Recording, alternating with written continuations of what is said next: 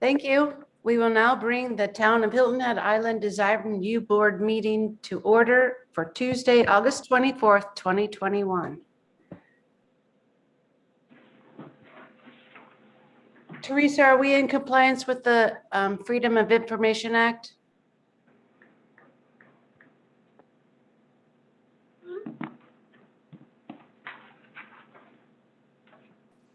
Yes, ma'am, we are.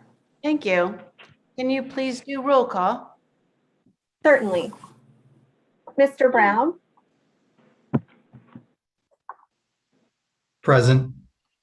thank you. Ms. Lippert, Here. Mr. McAllister, Here. Mr. Molesky,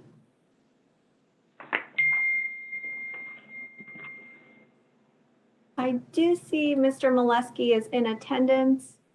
We can mark him as such. He may be having some issues with his audio. Mr. Karstens, Here. Mr. Bassett, Here. Ms. Foss, Here. thank you. Does staff have any changes to the agenda? Yes, ma'am. Due to a Scribner's error, the DRB number for Central Plaza was incorrectly listed as 1802. The correct number is DRB 001820-2021. So other than that note, staff has no other changes to the agenda. Thank you. And that's what matches in what we just got recently. So can I get a motion to approve the agenda with staff's amendment? So moved. Thank you. Is there a second? Second. Can everyone raise their right hand if they approve the motion? Thank you. Well, now I get to see you, Mr. Bassett. I hadn't seen you before. Motion passes by a vote of 7. All right, now, has everyone had a chance to read the minutes for August 10?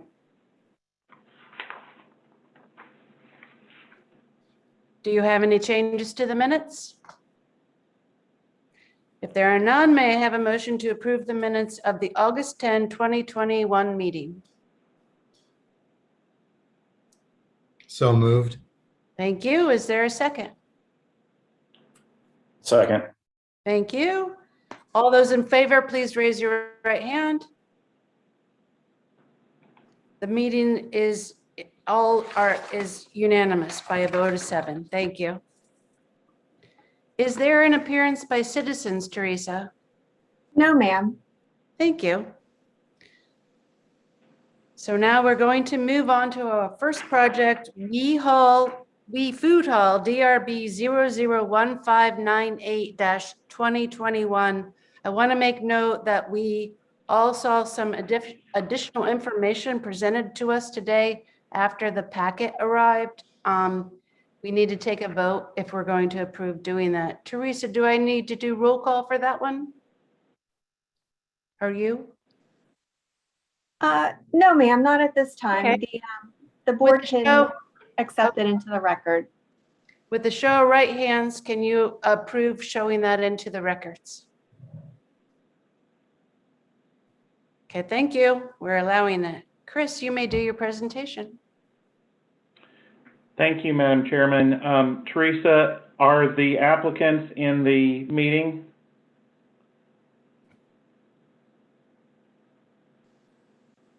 Chris, yes, they are. Thank you. On July 13th, 2021, the DRB gave a conceptual approval to the We Food Hall application. Per the condition, provide plans and details of the proposed aluminum panels, extent of panel treatment, reveal or chalk and parapet wall for full DRB review and approval.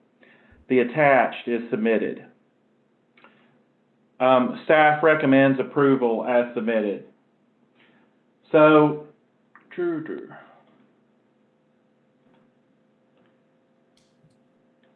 hold on just a minute. Can you all see my screen? Yes. Thank you. So the site is outlined in red. What we're The, seeing, pardon me, Chris. What we're seeing Yes. is your, the email to join the Zoom meeting. We're not seeing anything outlined in red, the site.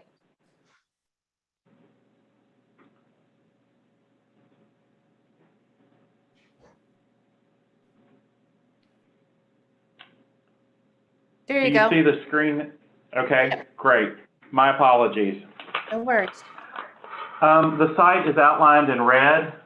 The area, it's a large shopping center, obviously. The area we're concerned with is this area. So the pergola would be in here, and we're looking at the aluminum panels today, and they would start here and wrap around the building to this bump out, what we're calling the Planet Fitness bump out here.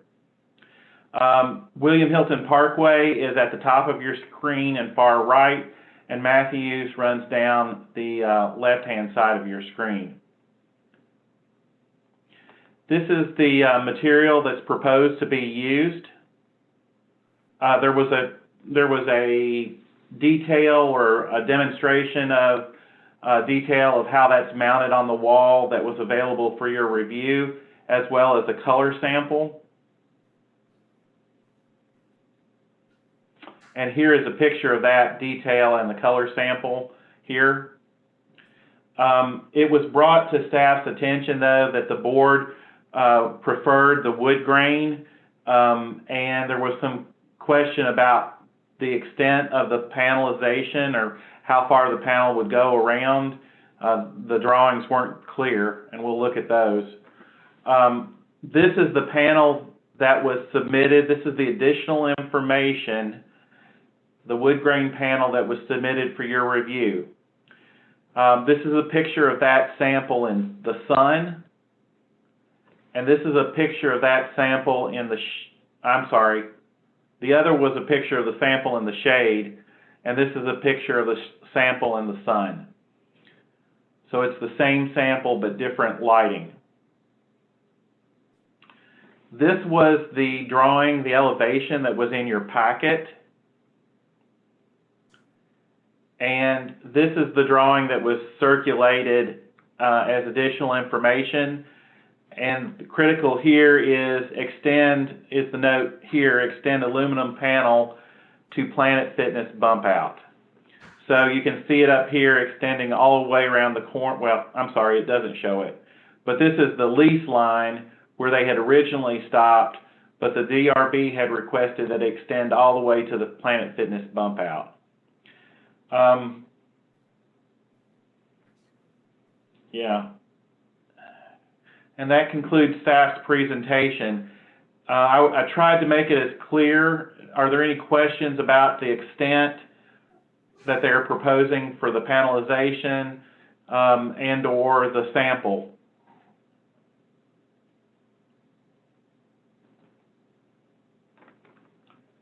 Does anyone have questions? I do have questions, but they may end up really going to the applicant only because what I couldn't tell is between the windows. That makes sense. All right. Do we have the applicants available? Yes, And can you, Yeah. this is Give Paul us- Ansel, East Coast Development Company. all right. And is Gretchen there? Gretchen is not going to be able to be on this phone call. Okay. Yeah. Paul, you will have 10 minutes starting now. Okay. I really don't have much to add to Chris's presentation, but I can address the questions about between the windows that I guess that was floated out.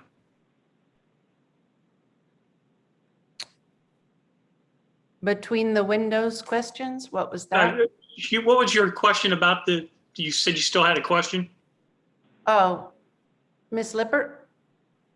Yeah, but I'll keep all my questions when it's my Okay. turn to comment. It was just since Chris had asked if there any more questions about the panels. I just wanted to emphasize that, yes, I will have some. I will make note that I'm glad the panels are back, the wood panels, but we don't know what color caulk you're going to use. And we will want to make sure that the panel in does go to the Planet Fitness bump out. Other than that, we can start asking questions going in order. I'll start out with Mr. Brown. Good afternoon. I'll keep my comments short. We talked about this project at length in July. We struggled a bit that Port Royal Plaza doesn't have a master plan. That was a little bit difficult for us. That was a little bit difficult for the applicant, but we all strongly support redevelopment in Port Royal Plaza. And I have no additional comments other than I support staff's recommendation for approval. Thank you. Thank you, Mr. Brown. Ms. Lippert? Thank you. So I guess now what I'm understanding based on Chris's presentation, the tan metal sample has been superseded by the wood grain. Is that correct? That is correct. Okay. And looking at the elevation sheet, Chris, if you could possibly pull that up.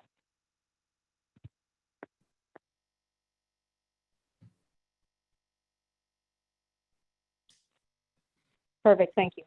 On the left side of the front elevation, the elevation suggests that there is a gap between the two building masses. But in fact, I drove by this morning one more time. Those buildings connect. And it's an inside corner. So I just want to confirm that, and I don't know if you're going to be able to tell us what the gap is between the facade that turns in plan and projects out past where the awning is going to be, and how much space there is between that facade and the start of the awning. Yeah, the buildings do connect. They actually overlap about 6 inches. And what they are proposing is that this would probably go within 6 inches of that other building, is where they would run this patio to. I think they were trying to display a gap in there between the building and the other wall, and it just doesn't come across as that because they don't have the line going across the top to the other building. To me, it kind of looks like a 1 foot gap. I think it needs to be, is the glass rail returning on that side? My concern is making a gap that nobody can get, that trash can collect in and nobody can get it out.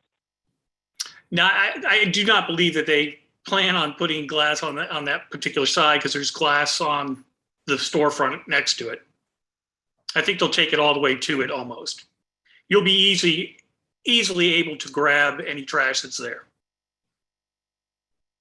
Okay, I guess my comment is to see how the rest of the board reacts. That gap to me looks like a 1 foot gap. I think that is the minimum that it needs to be held off as far as the awning components.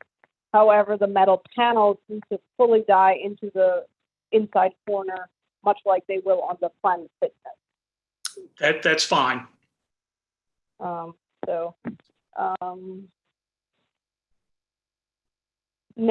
the question that I was asking initially, between the runs of the windows, there are some sections, I believe, that don't have glazing in them, but they don't seem to have any horizontal lines to them. I'm assuming those wood panels, the wood look aluminum panels, go all the way down to the ground between the windows? They will. They'll go all the way in the same pattern that they are above. Okay, so horizontal lines will align across the entire facade. And also align with the left elevation? Yes. Okay.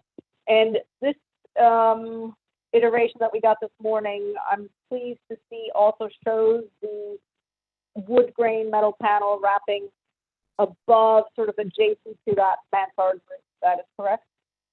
Yeah, that small corner will be covered in the material the same. Okay, perfect.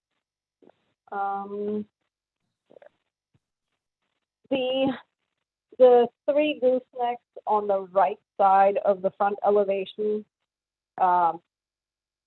those to me need to shift over to be over the awning. They're feeling like they got pushed off the edge.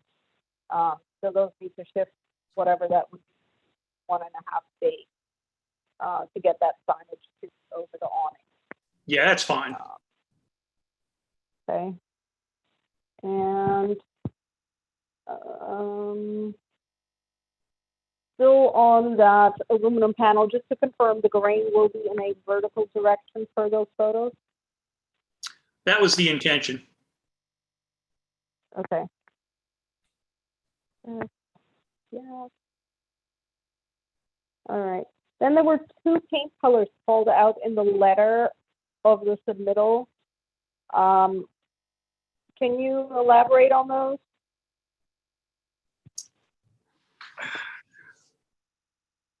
It was Gray Mountain and Designer Gray. I was not able to locate either of those on the Glidden website, and I didn't notice any notes about where on the facades those are planned to be. I may have missed it. And they were called out where? In the letter that was part of the submittal, sort of bottom of the first page of the 2-page letter.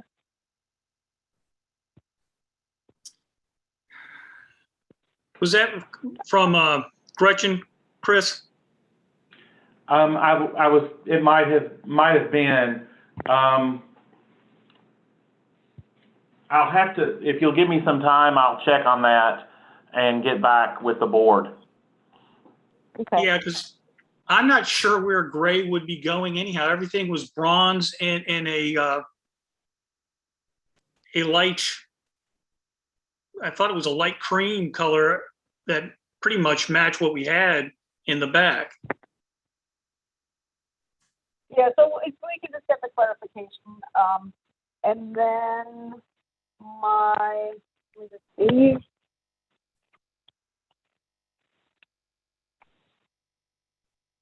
Did we ever see a sample of the screen that's part of that awning system? This is Chris. We have not. Okay. I think that needs to be submitted because it looks like even, and maybe again, I might be misinterpreting the drawing, might be that even in the open position, it's going to be visible, and just based on seeing other restaurants, they tend to stay down more frequently than one might imagine. So I think knowing that screen color is critical. So I think that that needs to be part of the approval process, conditional approval, which from my comments, my recommendation would be that the wood grain, to be able to see that in person, needs to be staff and 1 DRB, and the screen material staff and 1 DRB plus my other prior comments. Oh, I guess I forgot to ask about the caulk color, which I think Mr. Brown may have brought up. With the wood, what's the caulk color planned, or is that system that's in the facade panel install details planned? From my understanding, it has a silicone caulk that is put into that groove, and it's a dark brown, almost like the bronze color of the awning. Okay, so we just need confirmation what the caulk color is. Okay. That concludes my comments. Thank you. Thank you, Annette. We'll move on to Mr. McAllister. Thank you. Just to clarify, I know you kind of mentioned it, I believe with Ms. Lippert, but what's being proposed is the wood grain aluminum panels, not what we reviewed for the physical sample, the tan. Is that correct? Yeah, it is that wood grain sample that we provided Chris yesterday. Okay. Well, Mr. McAllister, I'll add for you, that is why Chris submitted those 2 photos today, because they submitted that sample after the fact. and you got the photos today of an Okay. actual sample. Okay. Well, in all fairness, for every project we've ever reviewed, we're pretty meticulous about being able to see physical samples. And I mean, personally, this is a pretty big deviation material wise from what's in the center. So for me, I would feel more comfortable seeing it, the material. That's just me. I mean, conceptually, I think I'm fine with it. Was fine with what we looked at with the tan beige color that kind of matched the center. But personally, I mean, in all fairness to every other project we've looked at, we've required materials, and looking at a photo just really doesn't do the same justice. So that's kind of where I'm at. If the board feels comfortable with it, I know Ms. Lippert threw out, one board member or two board members looking at the material. If that's the board's direction, then I mean, it is what it is, but personally, I'm not comfortable approving something that we didn't get to look at. So, but conceptually, I'm fine with it. But that's where I'm at. Thank you. Mr. Molesky?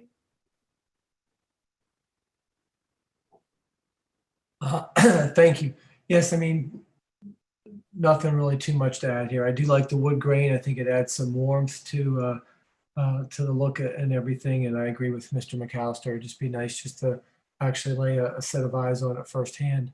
Other than that, I'm excited about the project, and I think it'll definitely be an improvement to the center. So thank you. Thank you.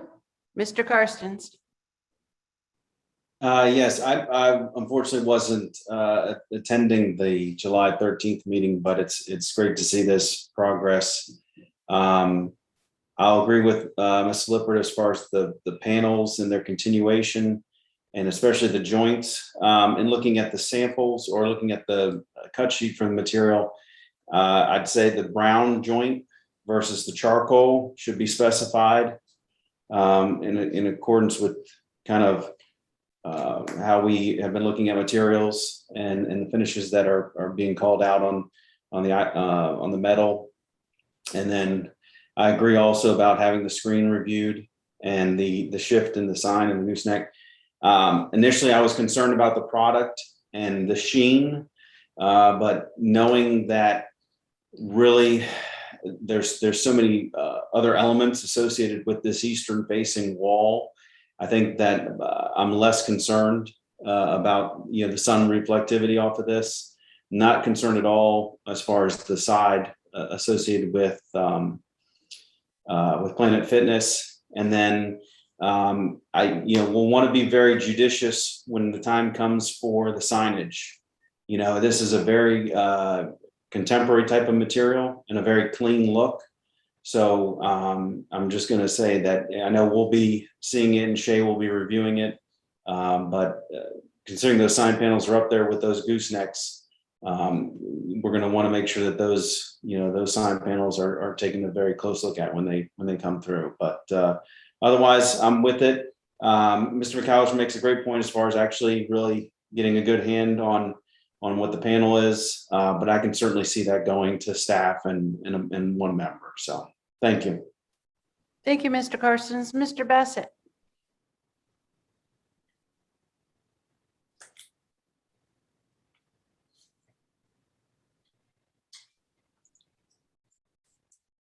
Mr. Bassett?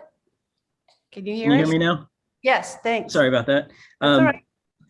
I too think it's important to see the physical samples. I do like the change to the wood. I'm personally comfortable with seeing the photos of that wood sample along with the photos of the samples in the in the materials that have been provided previously from the manufacturer, as long as staff and maybe one or two members of the board review them with a physical sample right in front of them. Basically, I'm saying I don't feel the need personally to see it, but I would recommend maybe if Mr. McAllister could be one of those members to view it in person. I'd be okay with going along with their recommendation and their acceptance of it. Thank you. Is that it? All right, I will make comments. Annette's been our shining person throughout this whole thing, finding out the things. We got to make sure the paneling is extended to the Planet Fitness bump out and goes all the way to the other side where we saw a space. The 3 goosenecks need to go over above the awning. I totally agree with that. And I agree with having the vertical grain. Screen material should be reviewed. And Chris, you've got the physical sample, correct? Yes, ma'am. I have the physical sample, and while I'm speaking, if you don't mind, to answer Annette's questions, the colors were on the description of the project from several meetings ago. I included that description or that narrative in this application just to remind the board what was going on. So those colors are not applicable to this application. And I looked back at the conditions of that meeting. I'm sorry, when was it? It was 2 times ago, I think. It was in July. Yeah. One of the conditions was that physical samples be approved by staff. Of course, if the DRB wants to change that, they can, but I'm anticipating that screen material will be presented to staff for review and approval. Thank you, Chris. What's the, is there any way that if we need to have that physical sample out for board members to go and review it, but not be a part of the approval process, but give their comments after they've seen it? Is that a precedent that doesn't happen, or? It hasn't happened in the past, but that doesn't mean it can't. If you want to make the sample available for everybody to review, I'm happy to do that. And then we could just allow them to give comments to you by email. Would that work? I'm sorry, if that's how you all want to proceed, staff is able to accommodate. Okay. I'm going to recommend that we send this out for a motion. And you guys have all heard what the comments are. So if we could get a motion, and I recommend that we have staff approval on the conditions with at least 1 DRB member available. And I think it would behoove us to have that sample out for the people who are really wanting to see that first. So can I get a motion on the application?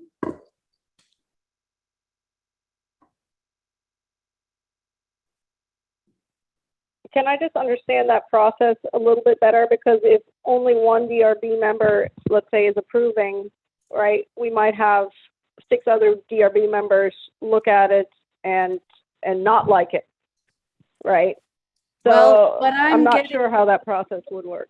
What I'm getting is Mr. McAllister, and I think I got Mr. Bassett would really like to see the sample. No, he said no. Mr. McAllister and I think Mr. Karstens.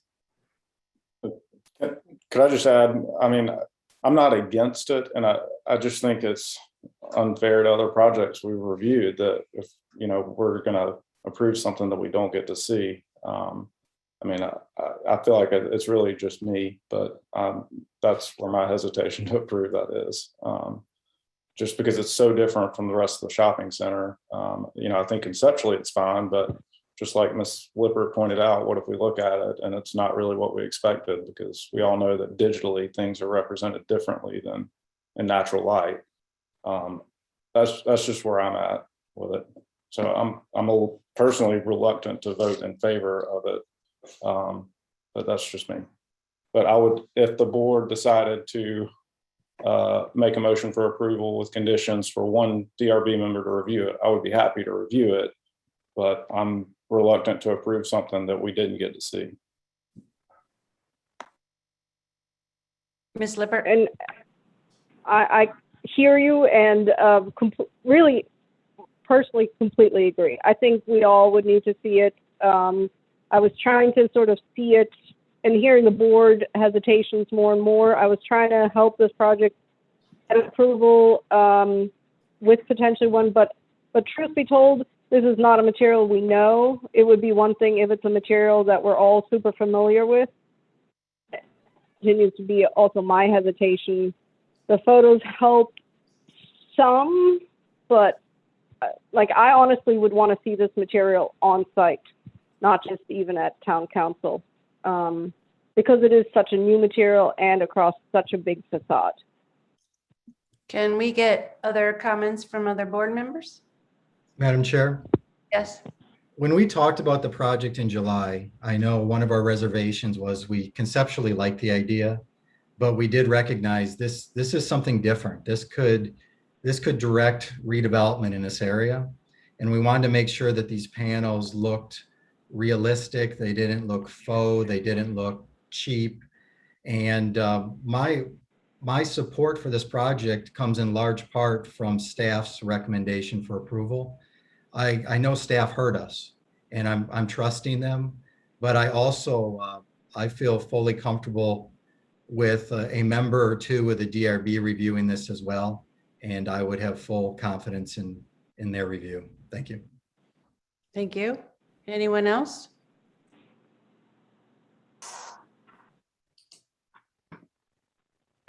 Is there a way for us to all review it within the next couple of days, just by stopping by town offices to take a look at it?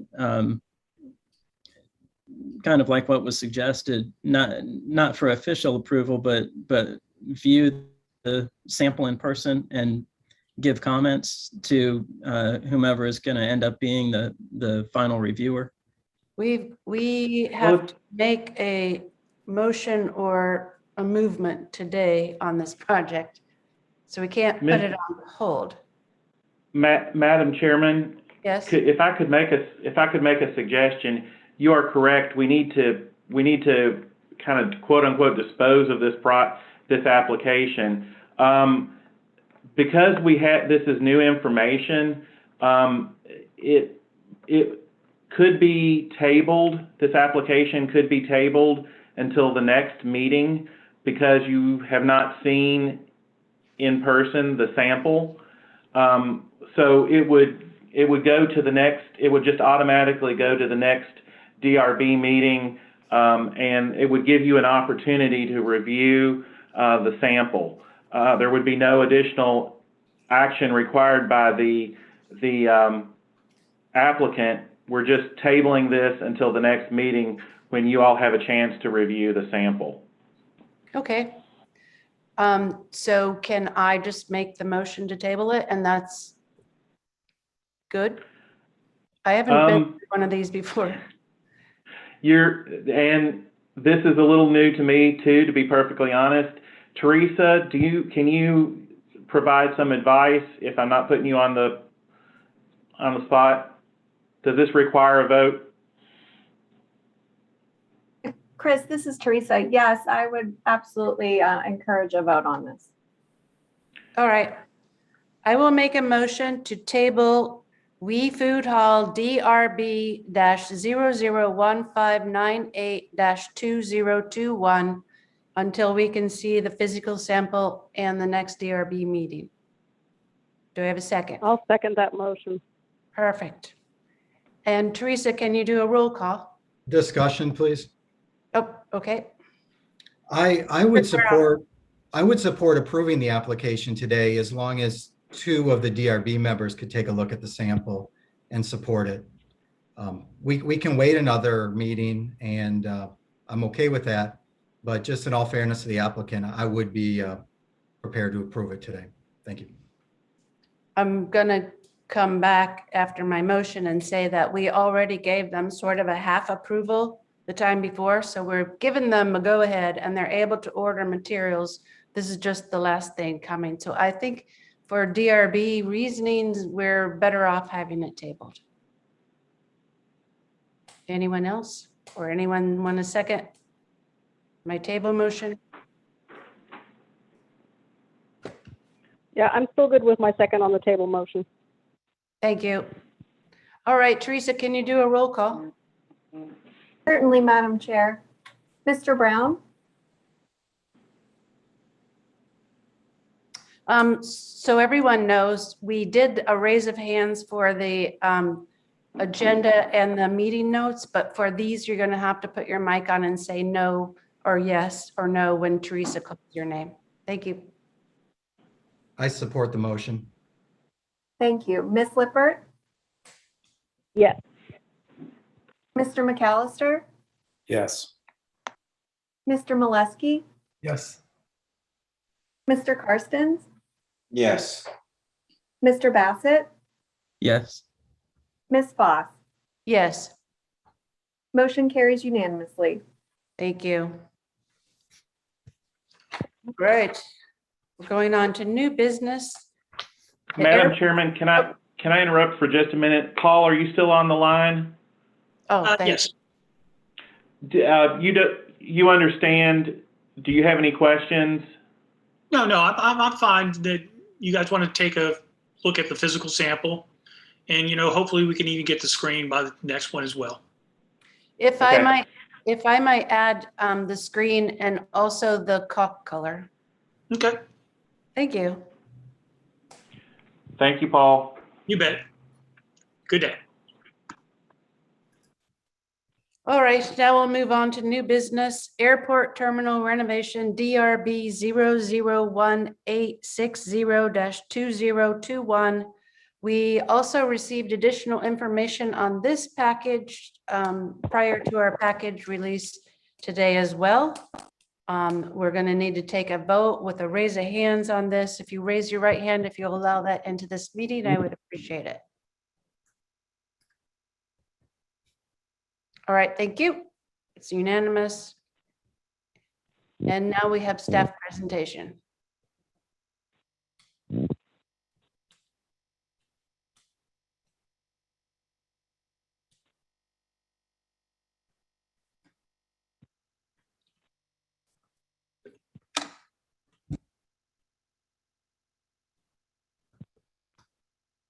Can everybody see the site outlined in red? Yes. Thank you. Teresa, do we have the applicants in the meeting? Yes, Chris, we do. Thank you, Teresa. The site is outlined in red. You can see the runway off to the right and the terminal there in the middle. This is the existing terminal, and so the expansion would be on either side and has to do with changes to the parking lot. The existing Hilton Head Airport commercial terminal has had ongoing expansions and improvements over many years. The current scope of the proposed improvements include expansion of the terminal building towards the existing main vehicular parking lot to increase passenger circulation and queuing, and to the south of the existing terminal building to accommodate 3 new passenger aircraft gate positions and new TSA baggage handling facilities.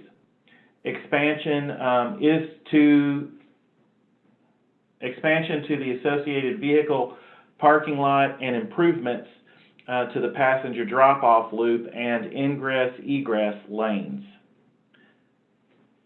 Staff recommends approval with the following conditions.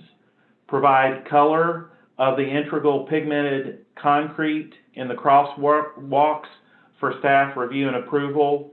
Provide cut sheets for the proposed site furniture. This would include benches, bike racks, etc. for staff review and approval. Add tabby finish to the columns for review and approval by 1 DRB member. And 4, provide a lighting plan for staff review and approval. Additionally, but not included in these recommendations, would be to meet the height requirements of a existing non-conformity waiver. And we'll talk about that a little bit later in this presentation. So these are the existing conditions of the site. You can see the airport down here and the tarmac here with the parking lot in front. These are the proposed changes. This happens to be the clearing and demolition plan. The drainage plan.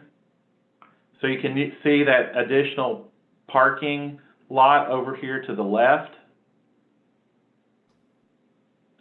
Utility plan. The paving plan. Again, notice the wide pedestrian access across to the parking lot. This is the demolition plan. The existing terminal will be maintained during construction, or they'll build around it. This is the proposed landscape plan.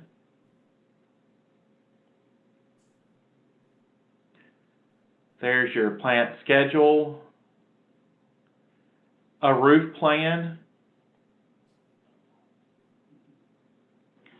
Pavement plan out front detail.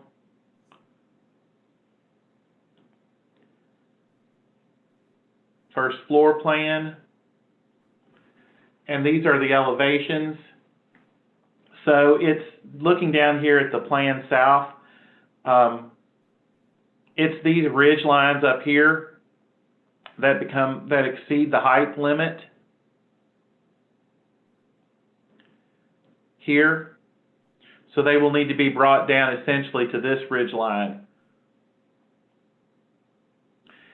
And this is a sketch that the architects have submitted on a proposal of how to do that.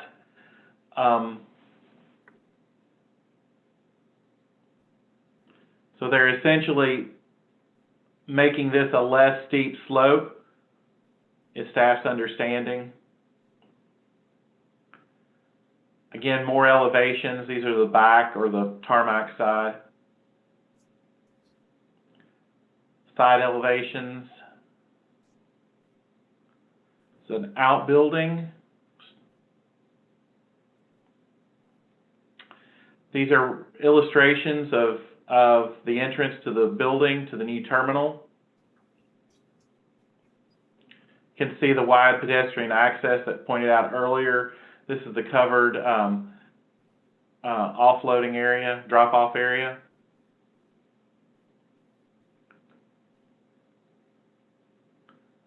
Bird's eye view. At the previous DRB review, there was some question about brackets. So these are the bracket, this is their bracket detail and schedule. Lighting fixtures proposed, all meeting 3000 Kelvin.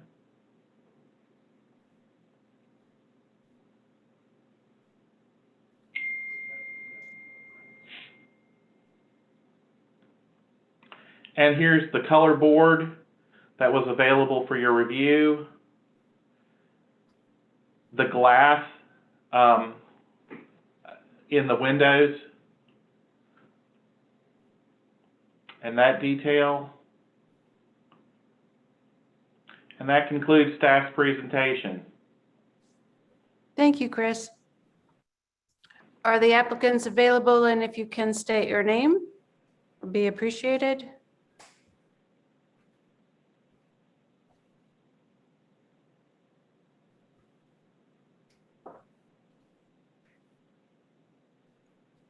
Are we letting the app? There we go. Thank you. Brian Wilson with the Wilson Group. Thank you, Brian. Yeah, Travis Pence with the Wilson Group Architects. Thank you, Travis. Judy Elder, Talbot Brighton, Ellington. Okay, thank you, Judy. And John Rumbold, I'm the airport director. Thank you, John. You will have 10 minutes to present your presentation, and the clock starts now. Brian, do you want to go ahead? Travis, you can go through it, and I'll talk through some of the points. Okay. Again, this is Travis Pence, one of the architects working on the project. Architecturally, we've not really changed a whole lot of our presentation from the meeting that we had back in December. But as Chris very well represented, this project is going to be a major renovation and expansion of the existing terminal building. A lot of work has gone into what's required from a planning perspective in order to make the building function, accommodate what the airlines need, and also deal with the growth that airport is having. And at the same time, we've been trying to be very respectful of aesthetically trying to make this building fit in your unique community. And we've really appreciated all of the feedback that we've been given previously. And we feel that where we've ended up, I think is a really good emblematic feature of the community and will represent the community very well. We've also taken into account a lot of the previous comments that have been made to us with relation to light fixtures, landscaping, parking lot layouts, et cetera. And this current package that we submitted reflects hopefully all of those comments that had been made to us previously.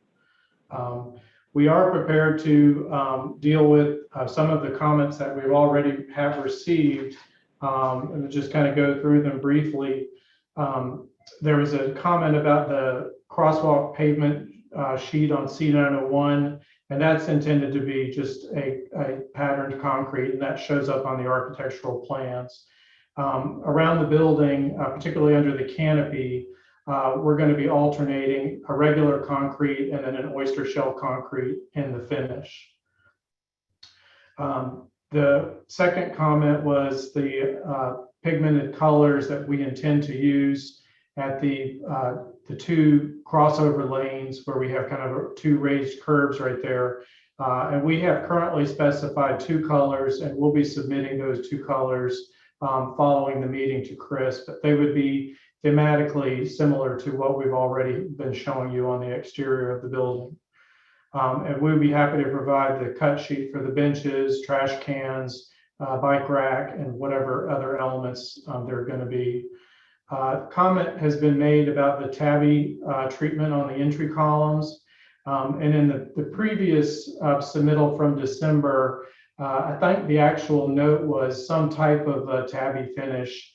And what we're proposing, and Chris, I don't know if we can go to the sample board sheet, but we're just a little concerned about an actual tabby on the columns. And we're not ruling it out, obviously, but what we're proposing is a product that we've used before successfully, and it is an acrylic applied coating that looks similar to kind of like an EIFS coating. There we go. So it is in the bottom left side, the EIFS with acrylic waterproof coating #1. And that's the product that we're proposing using on the entry vestibules and the canopy columns. The reason that we like that product is that it can be reapplied numerous times. And this airport, particularly the columns out front, they're going to take a lot of abuse. And the airport has expressed to us repeatedly that they have issues with maintenance, and they just don't have the staff to maintain things. And so that's our proposal for those columns, to have that acrylic coating as opposed to the tabby. And then we certainly would be happy to prepare a lighting plan that shows the light levels. The parking lot lighting, I think, as you may or may not have seen in our narratives, is going to be provided, pole-mounted lights provided by Palmetto Electric. And we have their layout incorporated into our drawings, but we will get the photometrics to you all and submit that to Chris. So with regard to the non-conforming structure waiver to existing height, the existing building, currently the ridge is 39'2". And what Chris had mentioned previously is that what we're showing at those two ridges, the two primary ridges, and those occur basically at the primary entrance and then the entrance at the ticket lobby, that's currently going to 41.6. And in our sketch that we provided, we would be reducing the pitch of that roof from 41.6 down to 39'2", which would be equal to the existing height of the building. So it's just a small change in the roof pitch. And we don't think you'll even perceive it at all.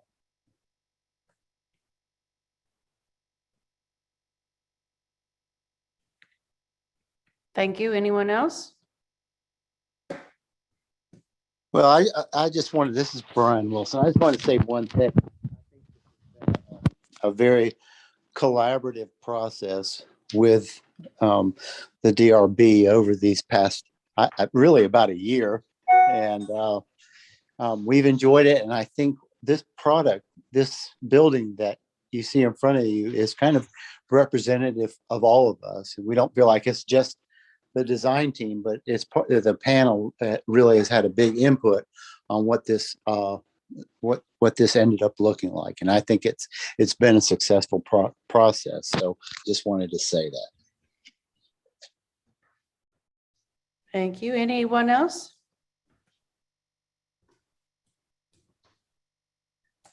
All right, we will start discussion, and I'll start with Mr. Bassett.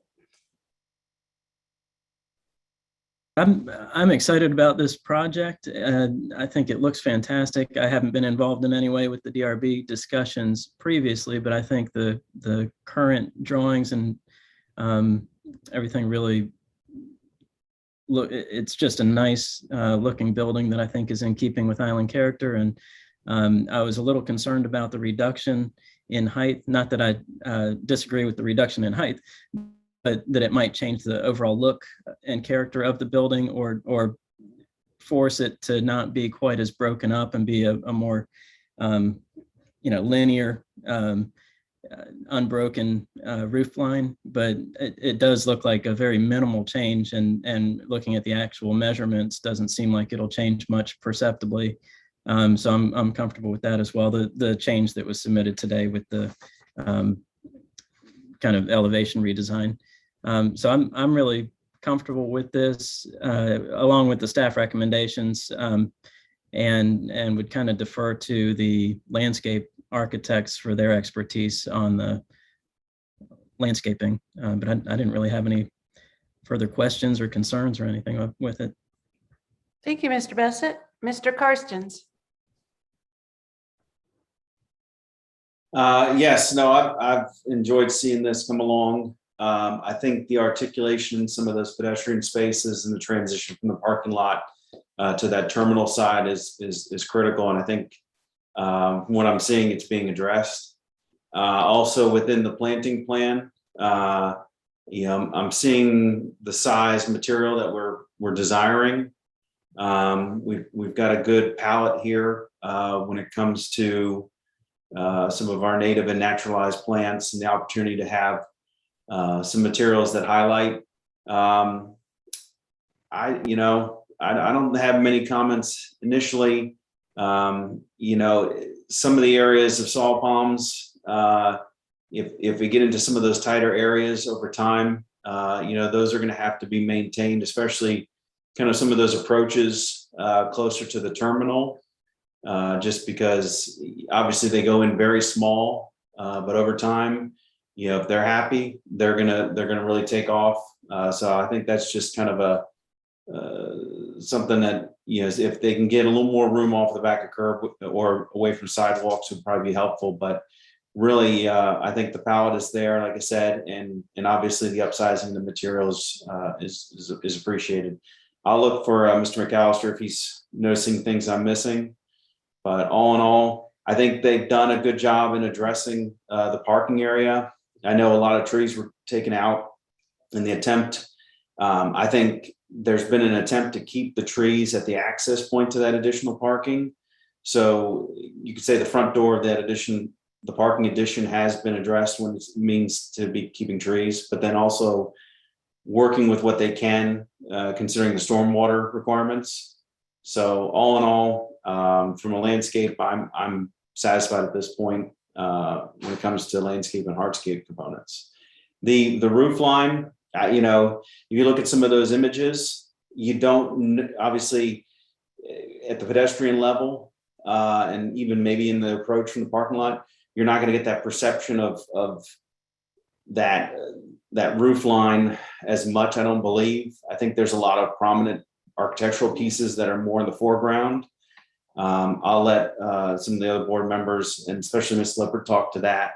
But again, I think things are looking fantastic. So thank you.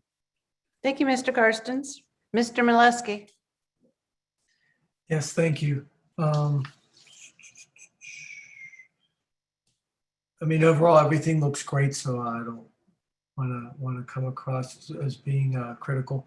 I wanted to ask, in your studies with the project, was there any consideration given to having a portion of the walkway being covered?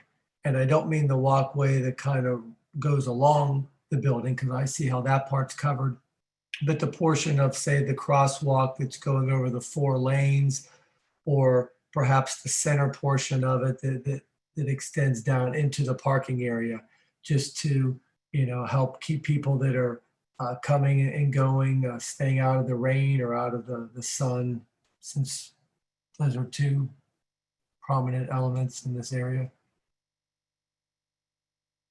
That's a Well, question. I would like to address that. We decided that, the whole front area is a drop off, so that, the canopy that you see in the front in those perspectives, down about 200 feet, it's all, that would be undercover for people getting picked up and dropped off. I think you already know that. Oh, that's true.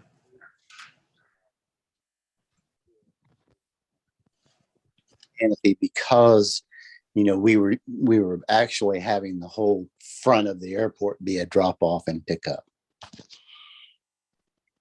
I missed everything you said there. I don't know if everybody else went deaf or. Yeah, something did happen with the sound.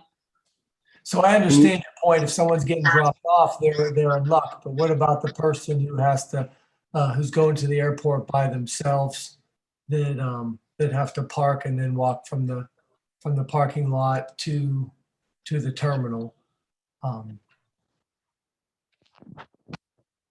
I think one of our concerns is that if we go in and try to provide like canopies throughout the parking lot area, something's going to have to give with regard to the tree canopy. And it had not really been expressed to us as a real concern at this airport. However, they do have a couple of drop-off canopies now. But what we were trying to maintain is a very high degree level of safety. And when we look at obstructions in, let's say, over the roadways, we just get concerned about the visibility of people that are crossing through that area. I mean, we can see, there might be some areas of the parking lot that we can provide some canopies, but we would just have to evaluate how that works with the tree canopy overhead. Yeah, because from a safety point of view, then you could have people running real quick to get out of the rain, and that could be just as much of a danger as something. So anyway, that's just what I'm used to seeing at a lot of airports. At least at the part where you're crossing over the 4 lanes, a lot of times that has some cover just for people coming back and forth. I know you can't put an awning over the entire parking area, but I was more or less alluding to somewhere down the center. So at least once you make it from where you park to that center area, at least you're under some cover as you make your way to the airport. So again, that was just, this is my opportunity to throw in those 2 cents. So I just wanted to share that with you. I understand what you're saying with the acrylic coating from a maintenance point of view. I don't think it's going to look quite as appealing as the tabby would. Do you still intend to keep tabby at the main entry, at those, not the rounded columns that are there to support those the coverings along the sidewalk, but at the main entry and perhaps along the water table? Will that remain tabby? It never was tabby. The comment that had been made back in December was some type of tabby-like coating. And again, we're just concerned about the maintenance of tabby on the building here. We did want to incorporate where we think it was really easy to maintain the use of the natural material. That's why we were proposing the oyster shell and the sidewalks along the front of the building. But given the need for this building to be repainted on a regular basis, that's why we were proposing the acrylic coating in the vertical locations. The acrylic coating, though, will have somewhat.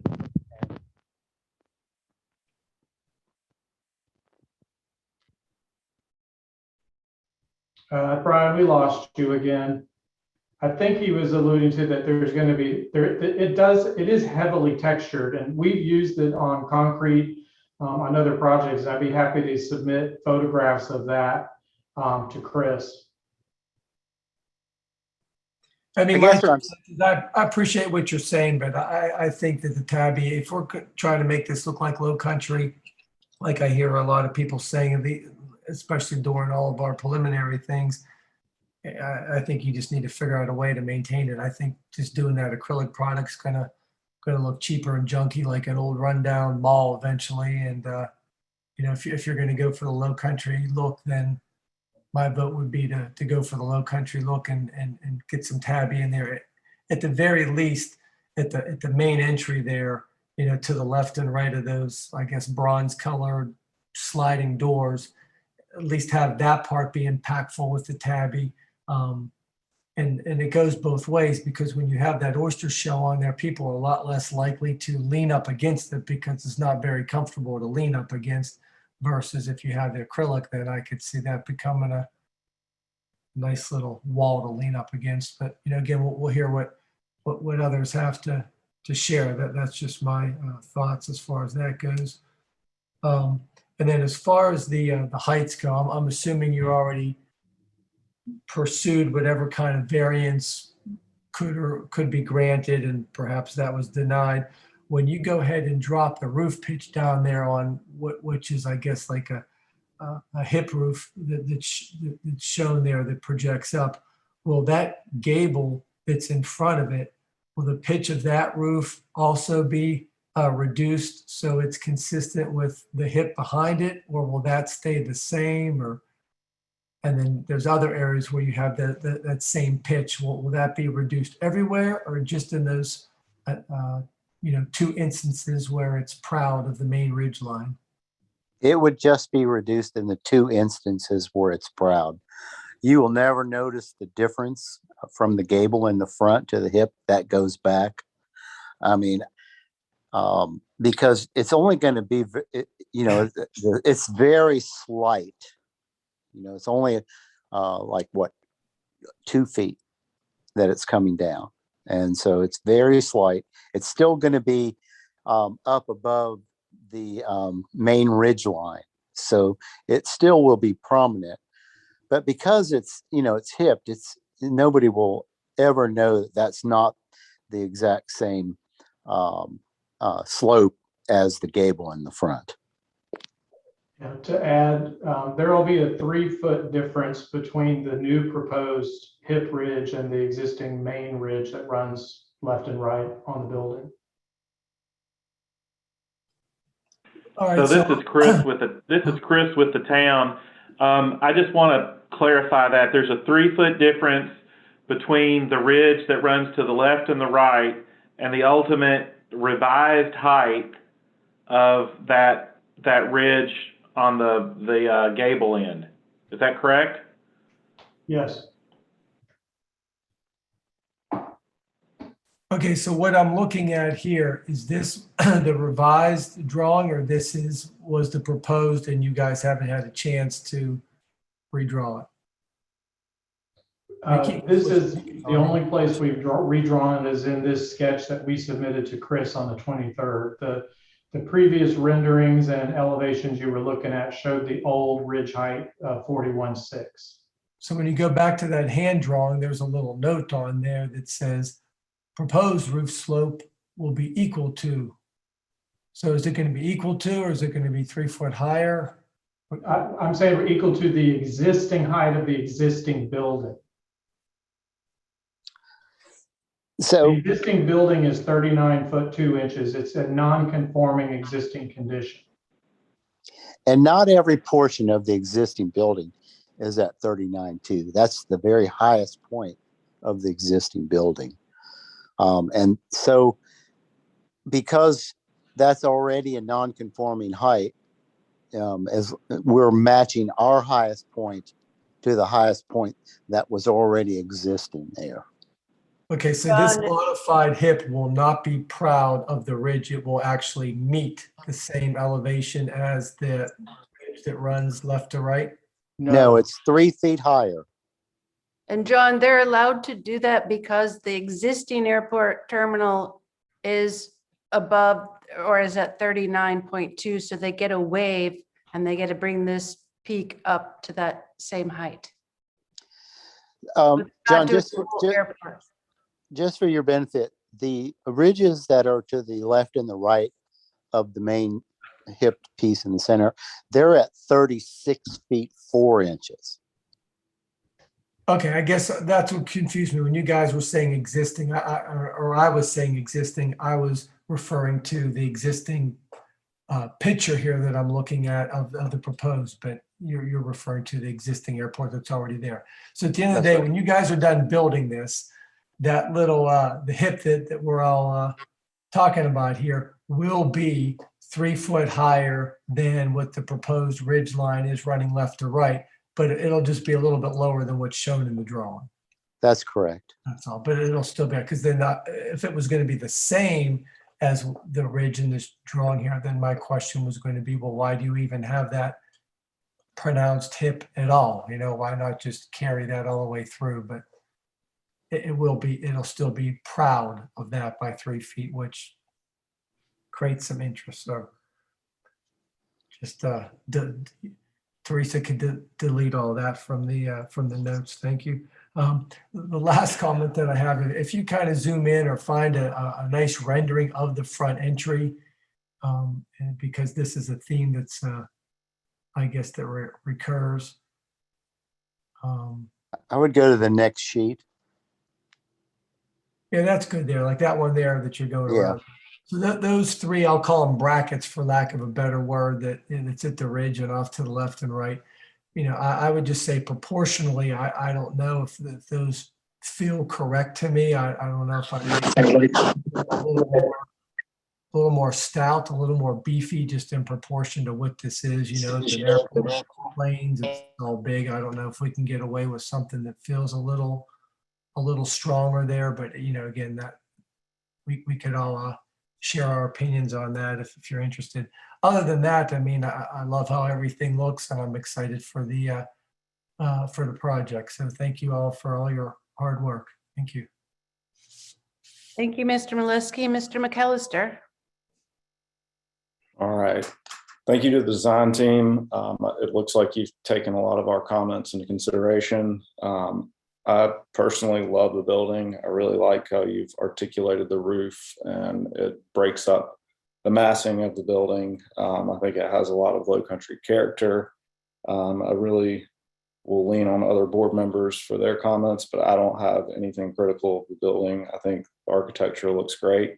I think the site is laid out well. The landscaping looks great. I agree with Mr. Carson's, really don't have much to add from a landscape perspective. I do agree with, I support staff's comments. I hear your concern about the tabby columns. I guess I'll kind of echo what Mr. Maleski said. You know, it would be more low country if we had the tabby. I think it would look better, but I also understand the maintenance concerns. And I think you make a valid argument for doing the acrylic. So I would prefer the tabby, but I would support the acrylic that you've proposed. Let's see.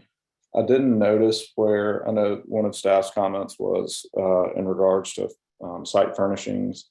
I didn't see those located on any of the plans, but I may have missed them. But if they're not in the packet, if I maybe clarifying where those are, and that could be something that staff looks at. And that's really all I have. I really like the project. It's a nice package and excited to see it move forward. Thank you, Mr. McAllister. Ms. Lippert?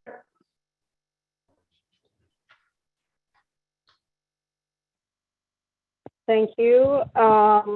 And thank you for all the comments so far. And I, just like I said during the conceptual massing wise, I think this is a great project. I appreciate how the planting also happens as sort of a foundation planting. I think that's all really great. And I want to maybe echo and emphasize, I think partially also what you said in your presentation. I'm going to paraphrase it slightly. This is an entry gate or gateway onto the island. And basically we have two entry gateways, one being the airport and one being 278. So I think it is so vital of the detailing of this project and really having the low country vernacular on it. I'm sorry that I missed some of these details, commenting on them at conceptual, because I did go back to the conceptual and saw they were already there. But I'm going to go start at the color board. Chris, if you could possibly switch to that screen.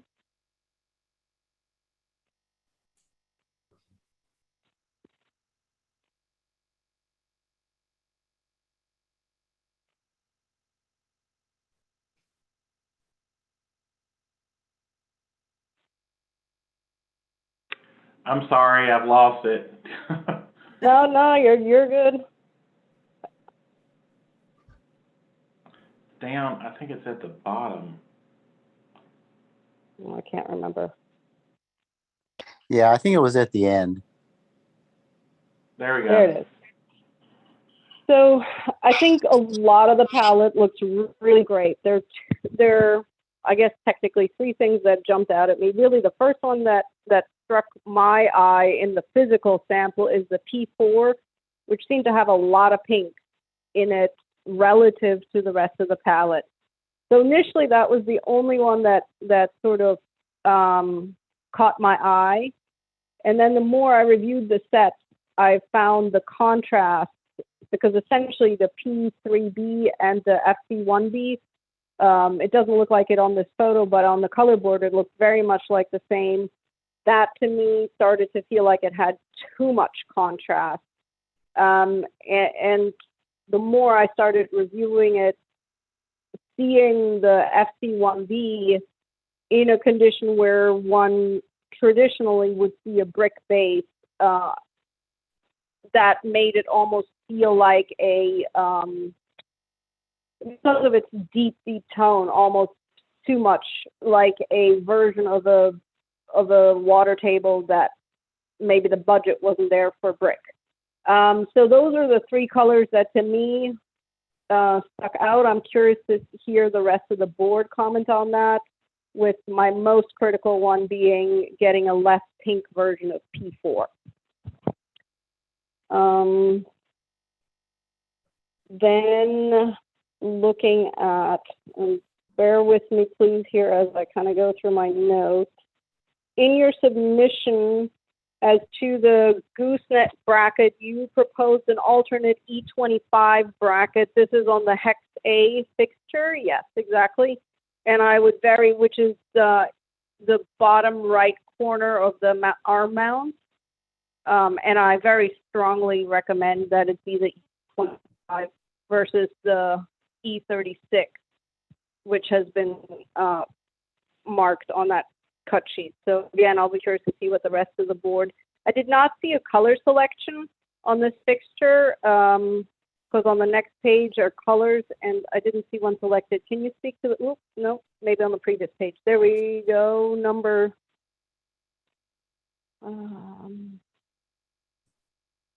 there was another, well, anyway, the finish wasn't selected. Could the applicant speak to the finish of these light fixtures?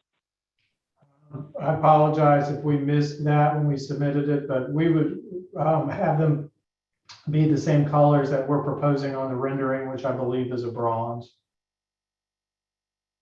I see. Okay, they look black. That's why I wanted to hear that they were not. Okay, so bronze. All right. And here's going to be my big comment. I think to really push the low country, and I understand budgets. So this one's where it's kind of going to be a bigger item, is instead of that word vertical siding, which I do think tends to have a lower budget feel to it, if at the front and the west facade, and specifically column lines 14 through 30 and column lines B to G on the west facade, this can be seen on one of the enlarged elevations of the front. That's not the one yet. There, we're getting close. Yes, there we go. Or that one, that's good because that shows everything.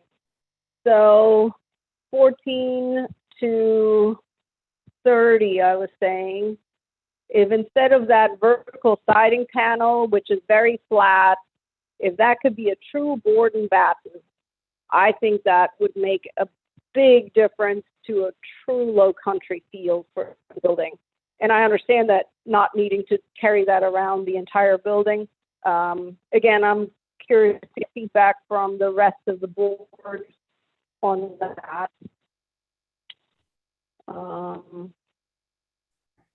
Can you tell me what the color of the gutters and downspouts is?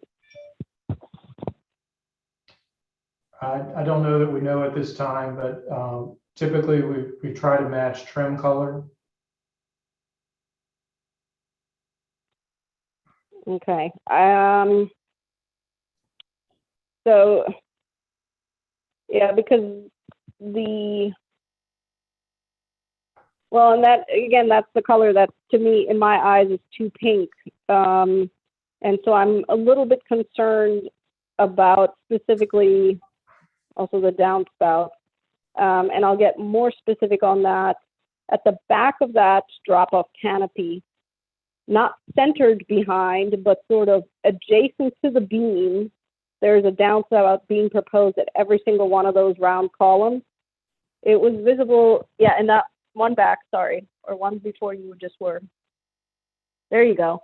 If you zoom into the bottom of the plan west elevation, that's where we see the downspout, and it was shown on the plan. I'm wondering, because now I know we have massive downpours.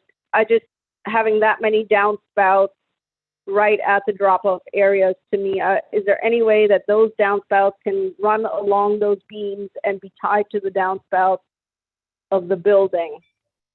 Even if that means that those downspouts need to get somewhat larger rather than having one next to each column. And I realize you may not be able to answer that off the top of your head, but. Now, the That's a question.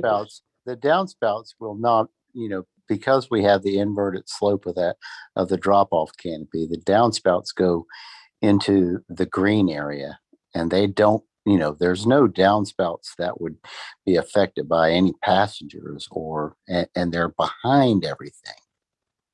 So. Yeah, but they're very visible when you're walking that. And I don't, you're seeing the and I'm not downspouts sure I as believe much. that I don't think we have them at every column. I was looking at the plan, which had a DSP next to each one of those columns on A100. Yeah, I thought it was like I every just think other. it really detracts. I think it just really detracts from these beautiful columns. Don't know how I got an echo all of a sudden. So if you zoom in on that drop-off area,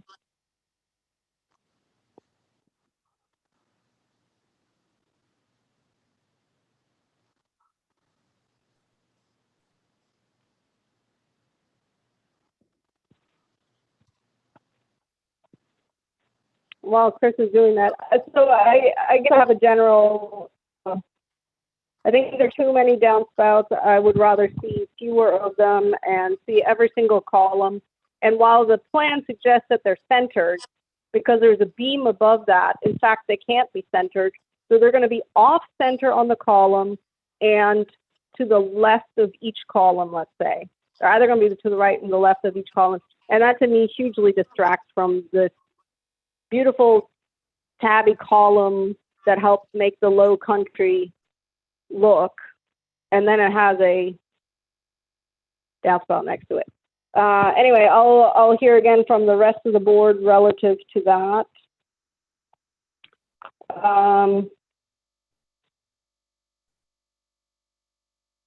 Let's see. I'm just double checking my list to see if I hit everything.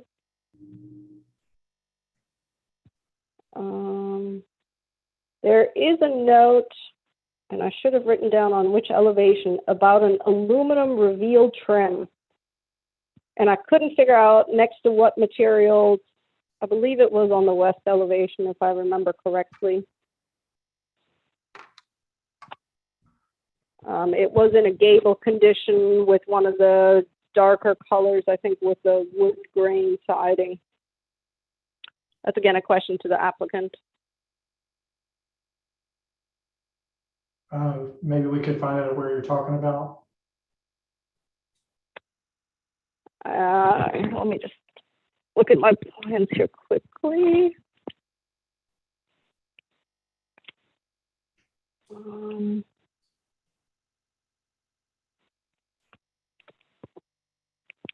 Sorry, I didn't put a note on that one. Okay, I am on A223 and large elevation zone 1 plan west.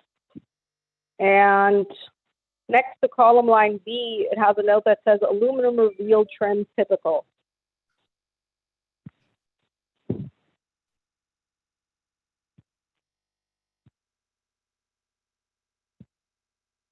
I'm fairly certain what that's noting is that what we have shown for the fiber cement is actually, it's a fiber cement system. So at the ends of the panels, there's actually a reveal system, and that integrates into the rain screen system that the fiber cement is. And those get painted out the same color as the siding.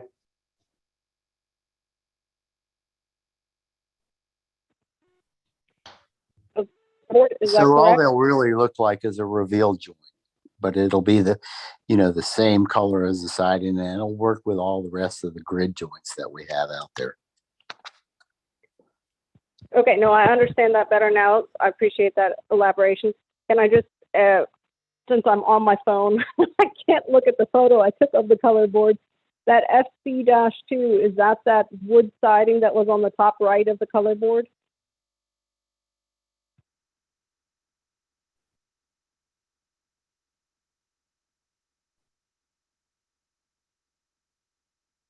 There we go, FC-2. So those are horizontal siding elements that come in a panel, or what I'm not understanding that material then. So FC2 is a pre-stained fiber cement panel, and it's 10 foot long and it's 18 inches high. And there's a joint every 6 inches, so it looks like a shiplap type product, but there's an express joint every 6 inches. And then the system integrates into itself. So you really don't, it's kind of like a tongue and groove panel, but you only see end joints. Those joints are running vertically. The aluminum joints are running vertically every 10 feet. And the manufacturer makes a color for the trim to be painted. It's a Nichi-Ha system, if you're familiar with that. I happen not to be familiar with that one. So if I'm understanding correctly, it's basically a lap siding system that comes in 4 by 10, in 4 by 10 foot panels. Did I understand that correctly? 18 inch high by 10 foot wide. And they basically lap like a tongue and groove system. So you have a joint at the 10 foot mark. And that's what that note, aluminum reveal trim typical, that's the 10 foot panel mark. I see. So, and can I presume that in the installation, the lap siding elements line up as though it was lap sided on the facade? That's correct. It actually looks just like what you have shown behind you in your office there. Some nickel gap paneling. Okay, so I'm understanding that better now. Not to harp on, while we're on that page right there, not to harp on the downspouts. I'm not sure that little shed roof needs a gutter and downspouts, but that's, it's more the other downspouts that I think are going to be very distracting. And my other big one would be, my other big comment is really taking that vertical siding and making it board and batten for those areas that I mentioned and the 2 color changes. Thank you. I will tell you this. We can probably look at the downspouts, and we might be able to do every other one. And I think that might be able to work. And we really have tried to make a conscious effort that those downspouts are really hidden. And it's interesting because a lot of times when you have an overhang in the other direction, and you've probably seen this, is that the downspouts then have to kind of cant back all the way, and all you really see is when an overhang is the downspout going back to a column, maybe 10 or 15 feet back. And what really works good about this one is there's none of that. It is just a vertical downspout that's hidden behind the canopy and behind the columns. But I think we can, we'll look at it. Ryan, with our office, we'll look at it, and I think we could probably get it to where it's every other column, and that it will meet the requirements that that drain properly. And I certainly appreciate that. My preference continues to be that it would follow the beam and come to the building facade, because then that column can really be a freestanding column. But we'll see what the rest of the board has to say. Thank you, Ms. Lippert. Mr. Brown. I wasn't involved in the conceptual review. And when I first looked at the application, my initial thought was that there was a lot of tree removal, especially on the western side of the property. But when I really started looking at the site development plan, it made sense. When I really started looking at the trees, I understood why. I believe I saw 55 6-inch caliper live oaks in the mitigation plan. The landscape plan is well done. I have one question for Chris. Chris, did this project require the removal of any specimen trees? No, it does not. Okay. I support the project. I support staff's recommendations, and I'm excited to see this to come to fruition. Thank you. Thank you, Mr. Brown. Ms. Lippert, if you could tell me, I saw you talked about P4, the color being too pink. And which color did you think it had too much contrast with? You're on mute right now.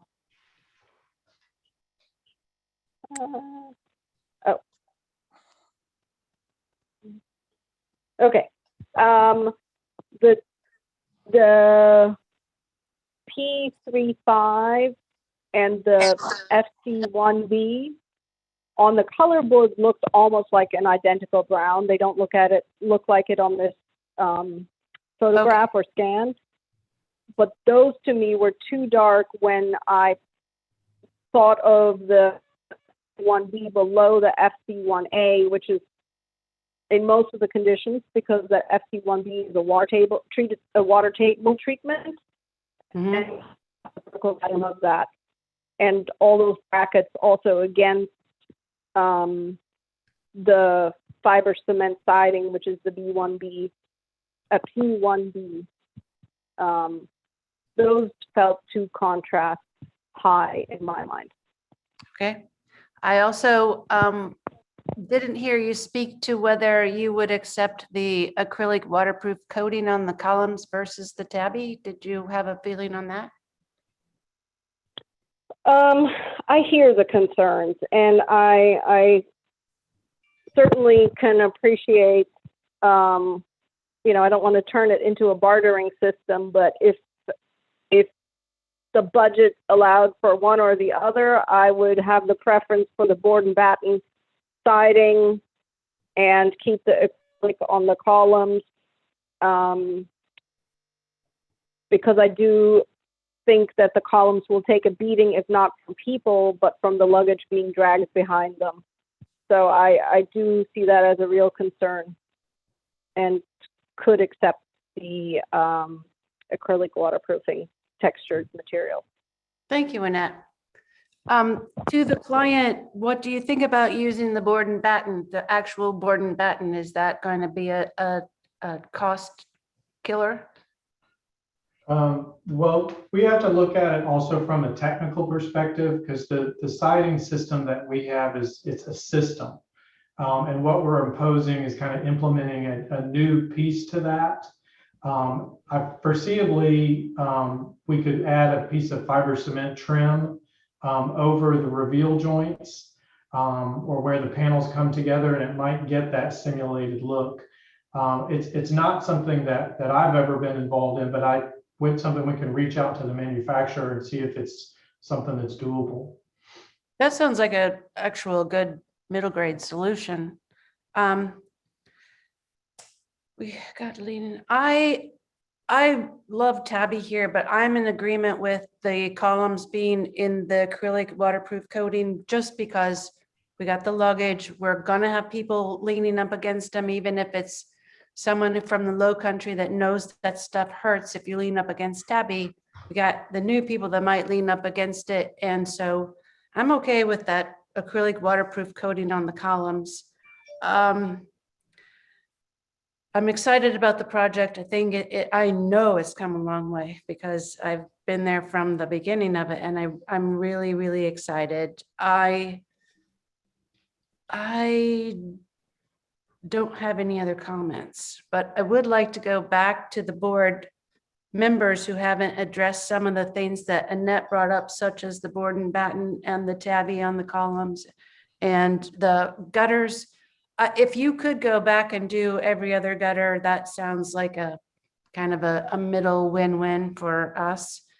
But I would like to go back and have the rest of the board address some of those key issues. Mr. Bassett?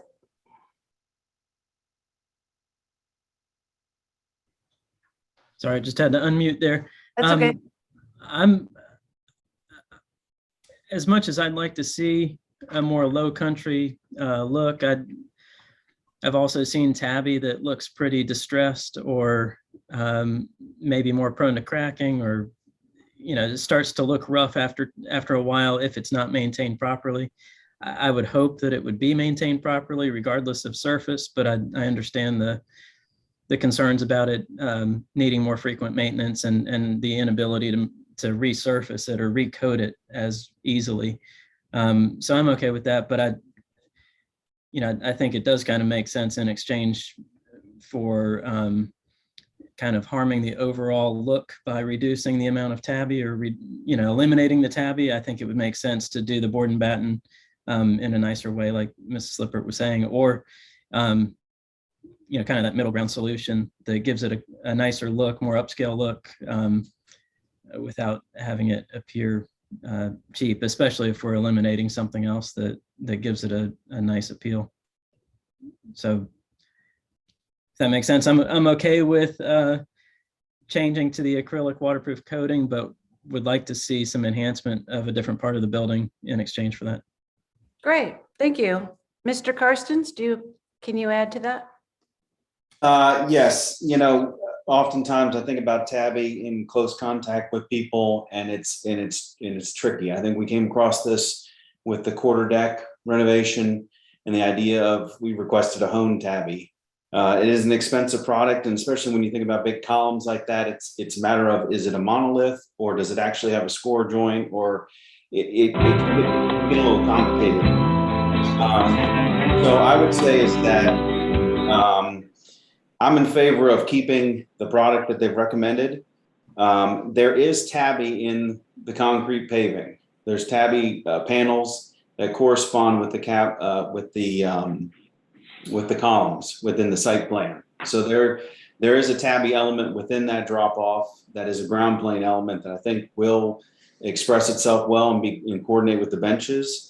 If there was going to be an addition of tabby, and yeah, so those square panels that's exposed shell tabby. If I was going to request any additional tabby, I'd actually request it in the form of planters or large scale pots at the entrances. I think that they add an impact, especially at the front door, that you'll get more so than if you try to disperse that across, that entire, that entire drop off. So as a cost savings and still a punch that you can get out there, I'd recommend tabby planters at the entrances for my sake. As far as the net and the downspouts, I like the idea of trying to utilize the beam. If that's not going to be able to happen, considering that there is going to be hopefully that vertical siding element, I'd be in favor of just the reduction of those overall, and even the transition of those to, this is throwing out another element, but the round bronze finish downspouts. So an actual product that, maybe you don't say completely goes away, but actually looks good, like a rounded downspout product. That would be on the backside of those columns. Those are my comments when it comes to tabby. The board and batten is great. And then my comments on the downspouts. So. Thank you. Mr. Molesky, do you have anything to add?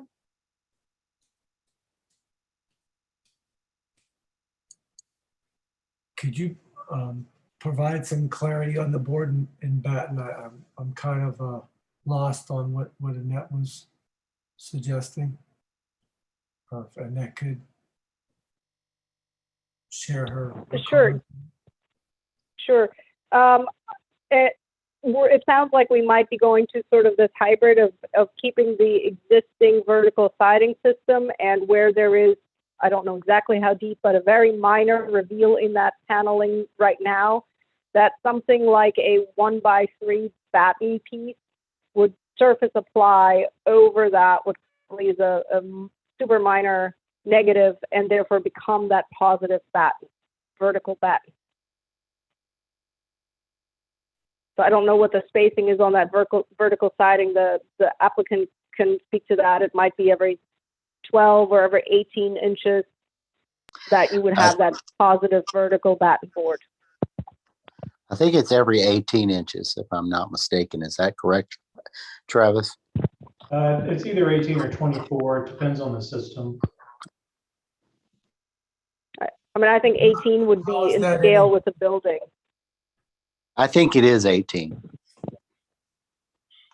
So how's that different than what Annette's proposing? Because it looks like it might just be like a 4x10 or 4x12 sheet that goes up there with the little battens that are just on there just to create that vertical element that's proud. And how's that any different than the board and batten that you're suggesting? What's there is a reveal, and then what's being proposed is a piece of trim that would be on top of the reveal. So instead of being recessed, there would be a piece that's abreast of the siding.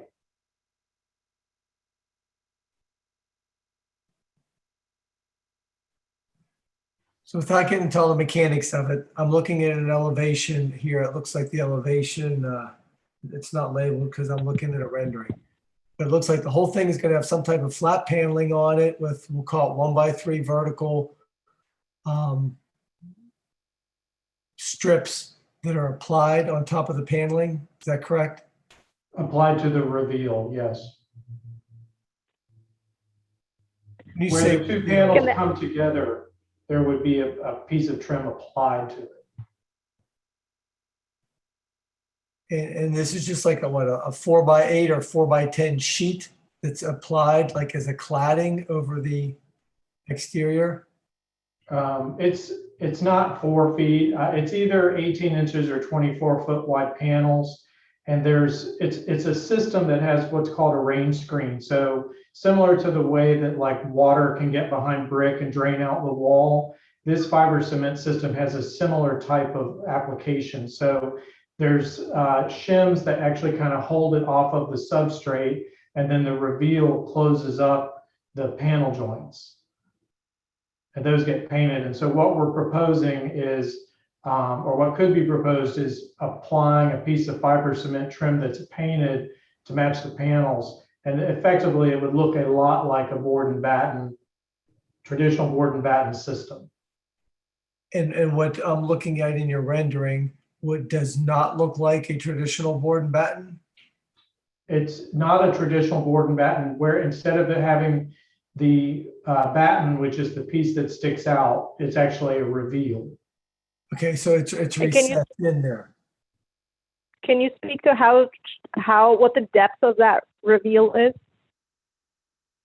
Well, again, we'll have to go back and talk to the manufacturer just to make sure that we're not compromising their system with it. But typically fiber cement comes in either one by, which is a 3/4 inch depth, or 5/4, which is a 1 inch depth. And I think that the 5/4 looks better personally. No, I totally agree. I'm trying to understand the current system, the depth on that current reveal. What is that depth? Just, I ask because typically the ones that I've seen, it's, maybe 3/16. And that's why I'm saying that's what gives it the lack of depth and therefore not the high end look that I think this entry gate to the island really wants to have. I think it's a lot. Well, I say a lot, it's relative. I think it's the 5/4 depth, but I'm not sure. But we can give you that information. It's interesting because they both give a shadow line. It's one gives, the shadow line is from the reveal, and the other obviously is the shadow line from, being out beyond the plane of the rest of the fiber cement. And it's really kind of, if it's done right, the shadow line can be very similar in either case. But if the perception is that you want it to be a little deeper and wider, we can definitely do that with the reveal. I think with the system, that it may be better for it to be a reveal than an actual batten. And the product that you're proposing is a very similar cementous type of product that it's like the James Hardy or other comparable brands. It is still a cementous product. It's just almost like a reverse board and batten, where instead of the batten being proud, it's actually recessed. But if I were to touch it and feel that like the same cementous product That's correct. Okay. I mean, with all that being said, I don't have a problem with what you guys are prescribing with a little asterisk that says, yeah, let's just make sure that the reveal is significant, so it doesn't feel like it's one big sheet with just these skimpy little reveals in there. And I think that's kind of perhaps what Annette is alluding to. We want it to feel like it truly has a 3/4 or whatever the fraction would need to be, a significant reveal. So it looks like it's individual pieces and not just a big vinyl sheet that somebody slapped up on the exterior, if that helps. And I totally agree. And then, other than that, I don't mean to beat the dead horse, because I appreciate the tabby comment. I think maybe just personally, I'm not a big fan of that, what you've shown in your color renderings there for the columns. I'd rather, if we're going to move away from the tabby on those circular columns, which I could understand why, then I'd almost rather see it just be a nice, more of a clean, smooth stucco finish instead of having that texture. That texture just reminds me too much of a, again, just like an old shopping mall that just has the masonry block where they went and just put the heavy stucco finish on it, and all the texture just makes it feel more dated. I think if it was a nice, clean, smooth stucco, that would feel just a lot more precise and more current. But anyway, that's my 2 cents. Thank you. Thank you. Mr. McAllister, do you have anything to add? I'll defer to you guys' opinion on the board and batten discussion. I think board and batten's a very low country material and aesthetic, but I understand that there's a product that they're trying to use that, and they have reasons for, there might be challenges with doing a true board and batten. So I'm kind of torn. I don't have a strong opinion, to be honest, on that. I liked what Mr. Molesky just said, though, about making sure there's at least some depth to it with their products that they're currently specifying. I didn't really hear anybody mention the colors that I think Ms. Lippert brought up. When I looked at the physical color board in person, I personally didn't think the P4 looked too pink, but I can see on the screen it does look a little pink, but that wasn't my impression. So as far as materials and colors, I was comfortable with those. And I think I've already stated my opinion on the tabby columns. I'm okay with what's proposed for the reasons that they've stated as far as maintenance. I think whatever they can do to reduce the amount of downspouts, that was a good catch by Ms. Lippert. Whether it's every other column or if it could be hidden or run along the beam, I think that would be great as well. But just reducing the number would be great. That's really all I have to add. Thank you. I'm going to skip Annette and go to Mr. Brown. I was prepared to support the application after reviewing it. So in light of the additional comments, I wrote down some feedback, but the columns, I'm prepared to support them as submitted. The trim detail on the siding, I just don't have a strong opinion one way or the other. I understand the feedback of the board, and I certainly understand the importance of low country character, but I just don't have a strong opinion. I did like the idea of the tabby planters. One of the things I liked about the site development plan was the shell on the walkways and the shell on the hardscape. And I think the planters will look really sharp. But yeah, I don't have a whole lot more to add. I'm prepared to support the application. Thank you. Thank you. Ms. Lippert. You're on mute. Yeah, sorry. I had to change hands and all that. Anyway, I really liked what Judd proposed for the downspouts being around dark bronze. I still think definitely every other or as few as we can. I still am a proponent of bringing them on the beam if we can. If we can't, at least reducing them. I continue to not think that it's important, again, because I think the board and batten to me would be higher importance than the column treatment in tabby. And to me, the key, I'm okay with a negative reveal, but it has to be something in the range of 3/4 of an inch or that in the positive. Either direction, but it cannot be a super minor depth. That's what doesn't give it the high grade look that I would think we want as a welcoming to the island.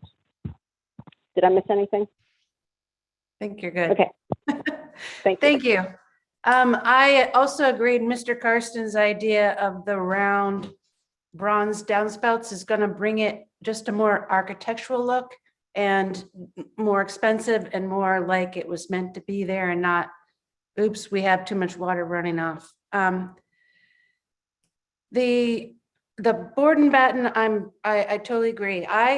assumed it was going to be like a 1/4 inch little reveal in there, but if it can be a negative reveal that's deep, I'm okay with that. If it can't be, then I would like to see something on the front, just to bring that contrast up and down.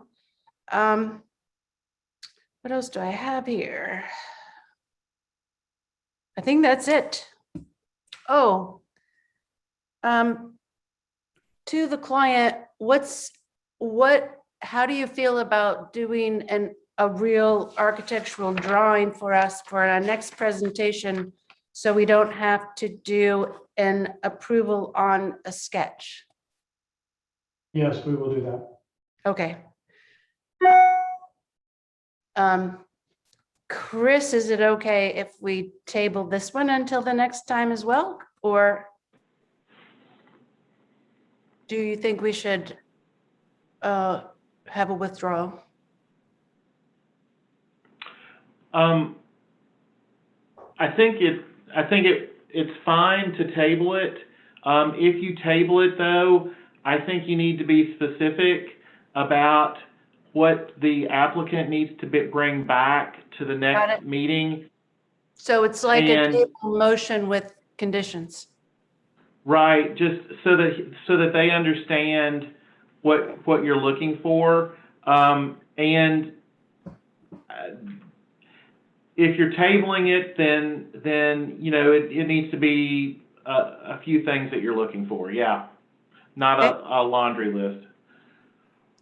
Would someone like to make a motion to table this with conditions? Ms. Moss or Ms. Voss, this Yes. is Kathleen at JK Tiller. I'm sorry to interrupt you. I just wanted to catch you before you went into a motion.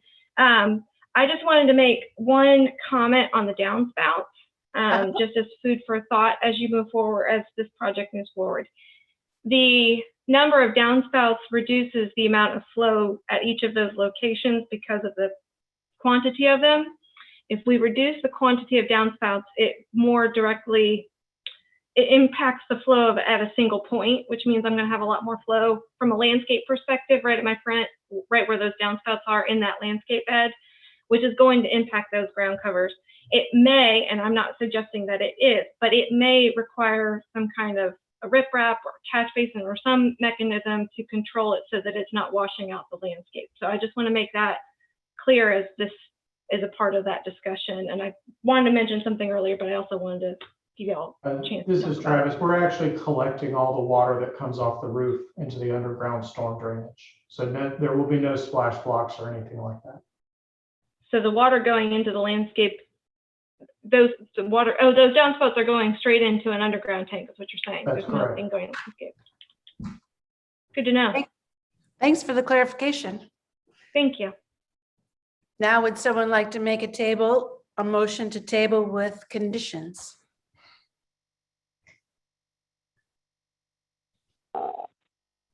I will make a motion to table DRB 001-860-2021 with the following conditions. Let's see here. Details on the vertical siding panels that remains as the reveals. It has to have a minimum of 3/4 inch depth. Otherwise, a applied batten board, including large-scale tabby planters at the entry. The revision to the pitch of the hip roof to meet the building height restriction. Reducing the number of downspouts at the round columns and revising them to round and bronze downspouts. And I'm not sure that the rest of the board weighed in, but I guess the review of the bracket for E25 and a confirmation that the hex A is a bronze fixture. Thank you. That concludes my tabling. Do we have a second? I'll second. Thank you.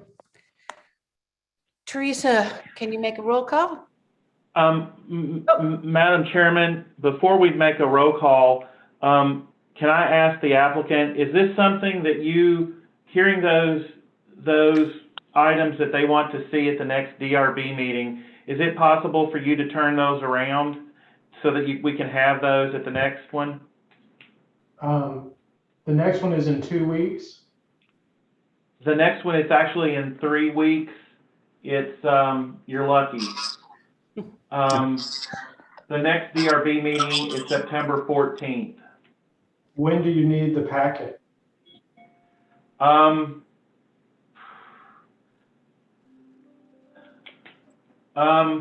The packet typically gets submitted on the 31st, would be submitted on the 31st is the deadline.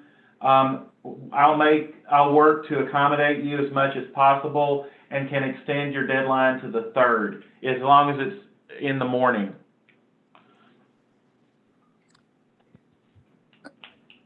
I think we can do that. What do you think, Yeah. Travis? Yeah, we can do that. I appreciate it. Just wanted to make sure. Thank you. Appreciate it, Madam Chairman. Thank you. Teresa, if you could do roll call on the motion? Certainly, Madam Chair. Mr. Brown, Support. Ms. Lippert, Yes. Mr. McAllister, Yes. Mr. Molesky, Yes. Mr. Karstens, Yes. Mr. Bassett, Yes. Ms. Fox. Yes, Motion carries unanimously. thank you. We will move on to alteration addition, Central Plaza renovation, DRB 001-820-2021. We have a staff presentation by Chris.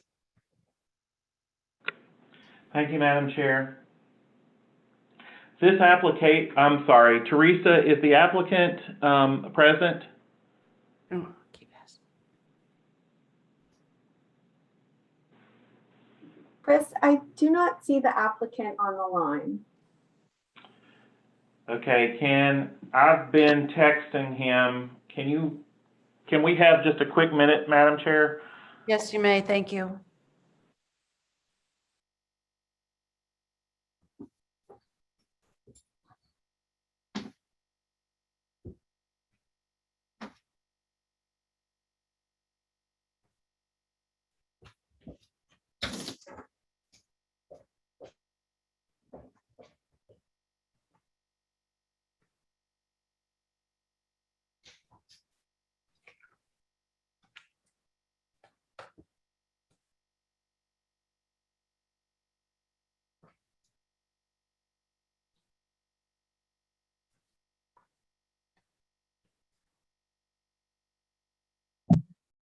Can you hear me now? Can you hear me? Do we hear someone? Gene, is that you? Yes, okay, now, can you see me? Okay. Gene, we can hear you. Okay. Great. Okay, we've got the applicant on the line. I'm going to move forward with the presentation. This application is to, one, repaint the entire I'm sorry. Let me get the screen up. Okay, the site is outlined in red. You can see Matthews Drive kind of curving off here on the left-hand side of the screen. And again, the site is outlined in red. This application is to, one, repaint the entire building, Sherwin-Williams, 6124 Macadamia, and two, replace the shingles on the mansard roof with a standing seam metal roof in plaque-clad tan, and three, add Bahama shutters to all the windows on the front elevation. Staff recommends approval. So what we're going to look at next is just some images of the building. So you can see the side here and the front. Again, front elevation, rear elevation. These are the colors that are proposed. The top color is the proposed standing seam metal roof color. The bottom color is the color of the building, proposed color of the building.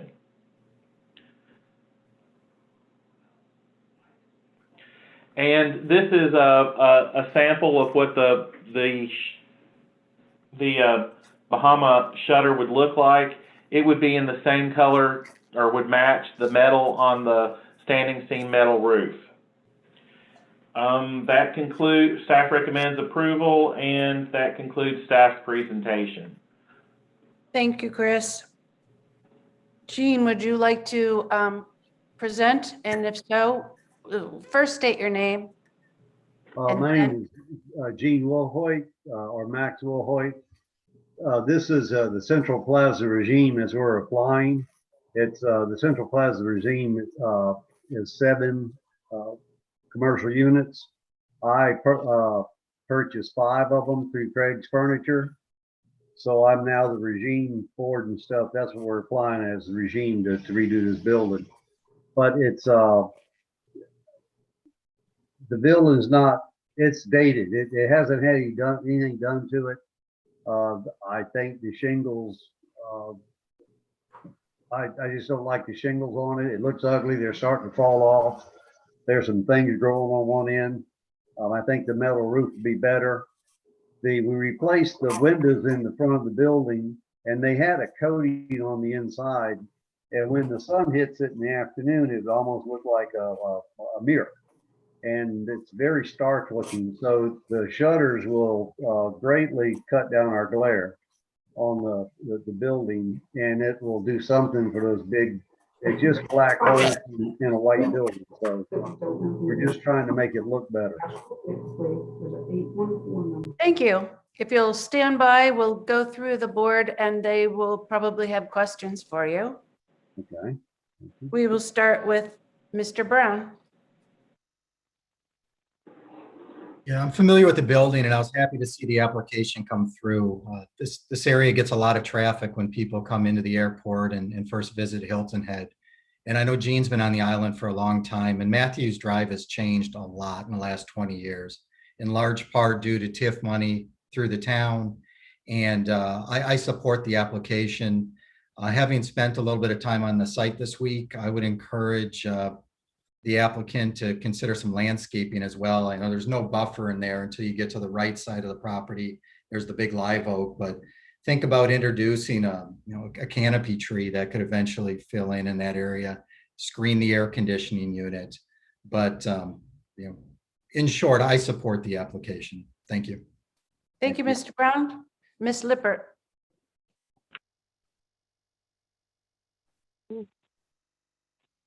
In concept, I completely support the application. I will, if I'm seeing it correctly, there's one entry that only has a single door.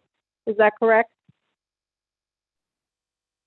There's 7 units, and there are 1, 2, 3, 4, 5 doors.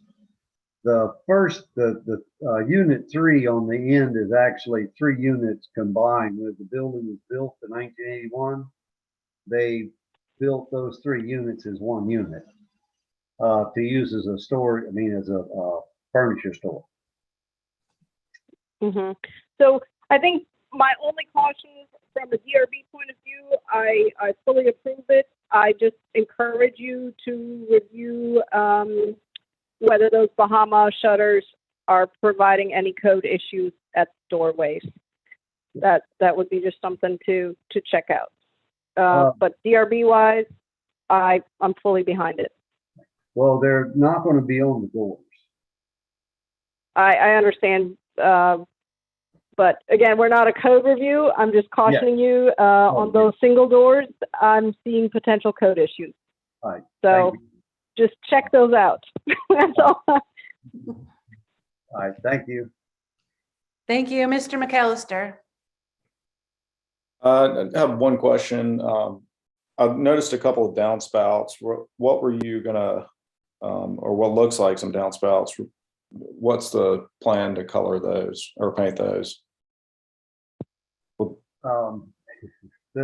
I'm a commercial general contractor, and like I said, I own technically own the inside of 5 units, and then as a regime, we own the rest of it. There has been no maintenance done. As my CPA said, Gene, that's an ugly building. I go, well, you make it look better. You do things. So it will look, we're going to paint the whole building all down the wall. The downspout will be the same color as the wall. You know, wherever it crosses, we try to camouflage as much as possible. But it needs more gutters on there. There's been gutters in places and they're off. You know, as Mr. Brown noted, there's never been any screening around the HVAC units, which, I mean, will happen. We're going to clean it. We got about a foot, there's about a foot of leaves down, I mean, in that area down there. We, you know, clean up, plant some bushes and make it look better down there. And we're redoing the fence, putting the fence back up around the back of the property, just trying to get it to comply and make it look better. Well, I support the application here, and I think it's a big improvement for the property. So that's really all I have. All right, thank you. Thank you, Mr. Molesky. Yes, thanks. Yeah, I got nothing new to offer. I support staff and what you guys did, and also what Mr. Brown's suggestion. Yeah, any efforts to kind of spruce up the landscaping and hide the HVAC would all just be icing on the cake. But yeah, thanks for fixing up the building. That's all I got. Thank you, Mr. Karstens. Yes, I think Mr. Brown said, as far as especially cleaning up the tree on the eastern end of the property, knowing that you'll be doing roof work, that, you know, that's your opportunity to do some limbing and just kind of get some clearance off of the roof on that end. That will help out tremendously.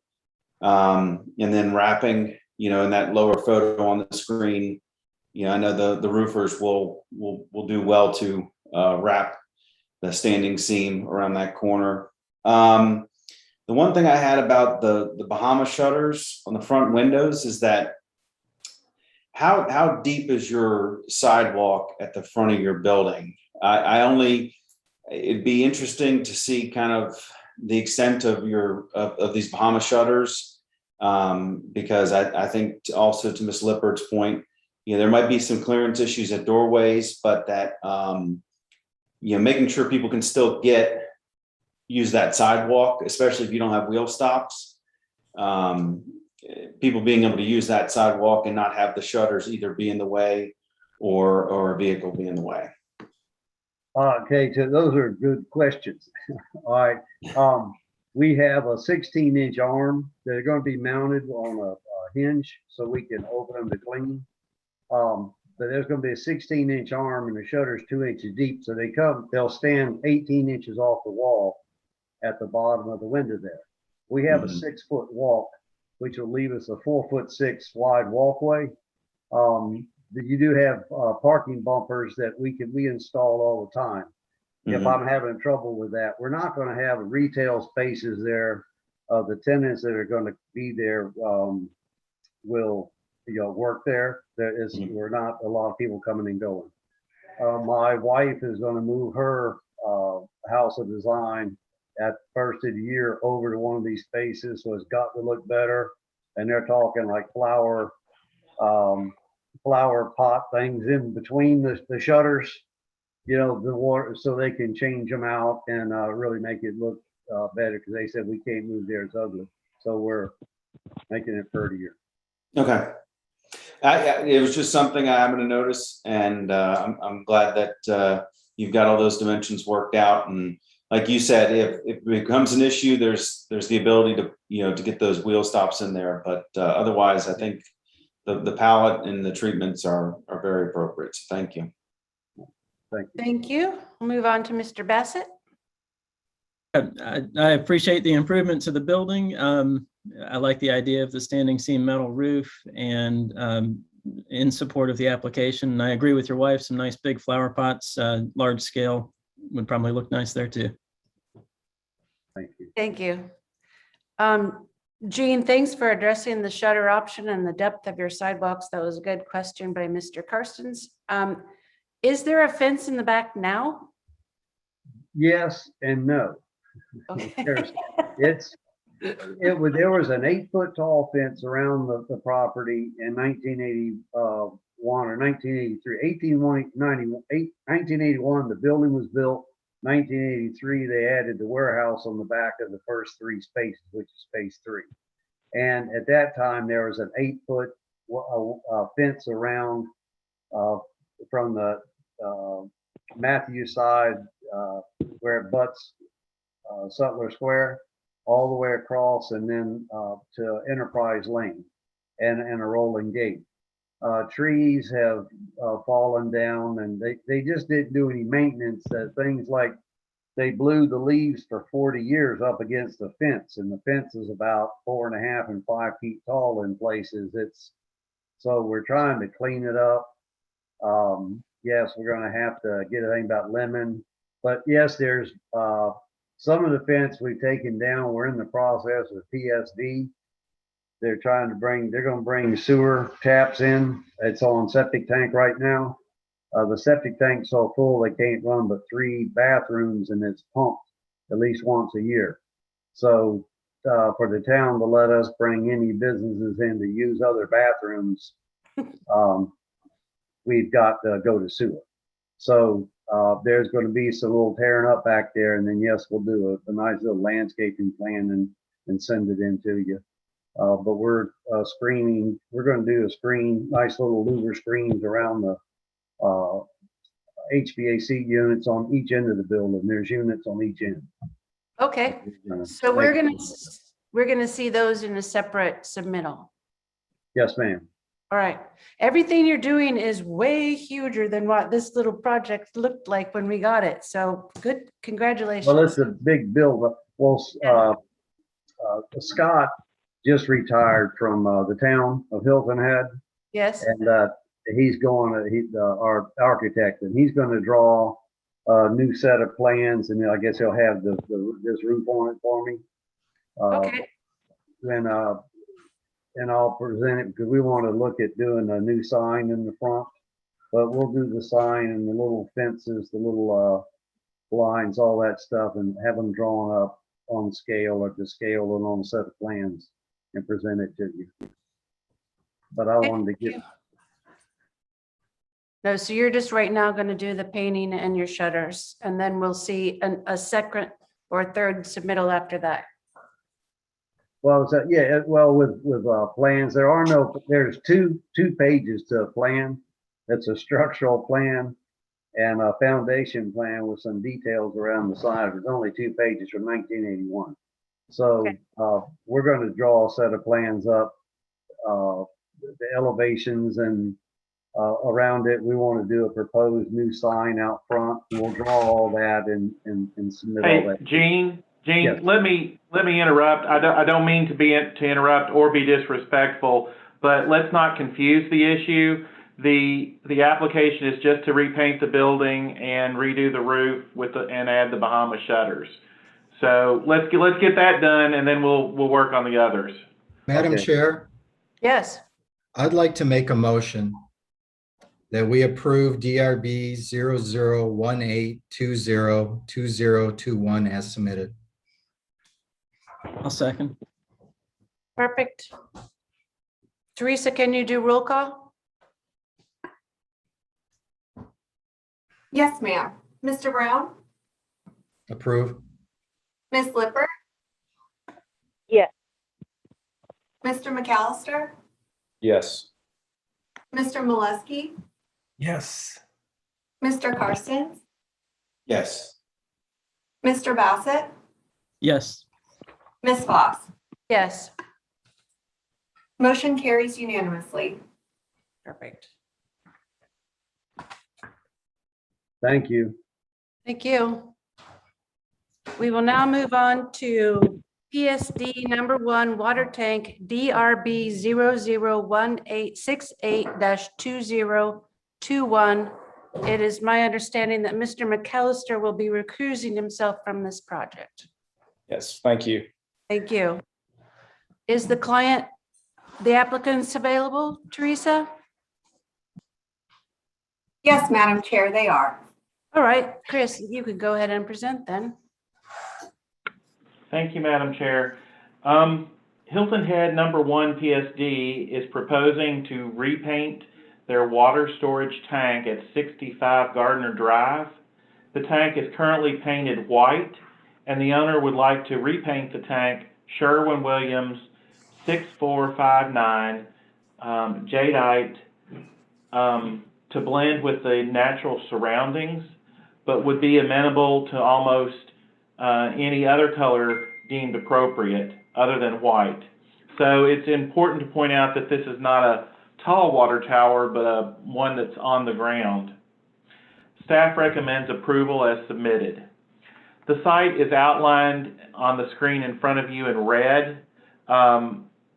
Gardner Drive kind of snakes across the middle of the screen. You have William Hilton Parkway in the upper right hand, and you can see on the lower left hand corner, you can see Leg of Mutton Drive.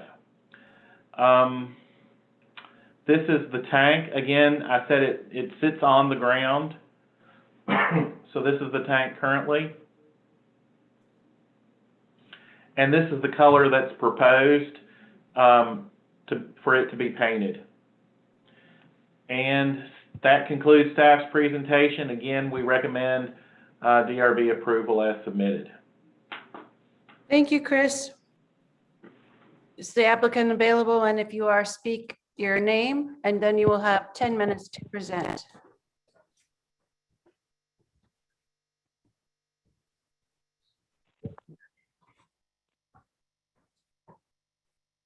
Eric, are you on the call?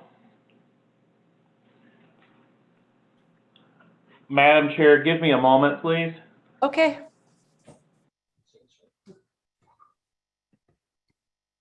Can everybody hear me now? I can hear Eric, you. is that you? Yes. Great. Yes, I think everybody can hear you. Okay, great. I'm dialing in on my phone. So, yeah, my name's Eric Walsnovich. I'm with Wood End Partners. We are working on the adjacent property, and we're contacted by PSD as well as our owner to look at painting the water storage tank a color that would help blend it in with its surroundings a little bit more as the clubhouse and pool area for the adjacent development is going in kind of adjacent to the water storage tank. So that's how the background of it, and so they asked me to submit, and we chose this color. Of course, we're open to other options as well, just again, not white or black or anything else like that, something that would help blend it in. Thank you. Perfect, thank you. If you'll stand by, we might have questions for you. I'll start with Mr. Bassett. Sure, I appreciate the improvement here and helping it to become a little bit more concealed. I only had one question, and I'm in support of that. I was just curious about the auxiliary building there, and if any changes will be made to that. Will it kind of become one cohesive look where that'll have elements that match the tank, or is it going to remain the same as what it is today? It was proposed to remain the same as it is today. Okay.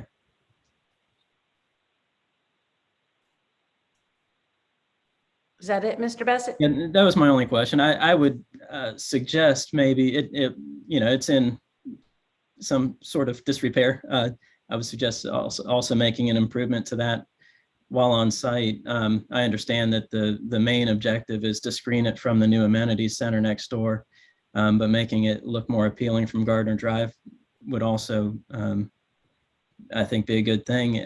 Not that the building should be painted in jadeite necessarily, but maybe the doors are trim and have it in a coordinating color. Thank you. Mr. Karstens? I am in support as submitted. Perfect. That was easy. Thank you, Mr. Molesky.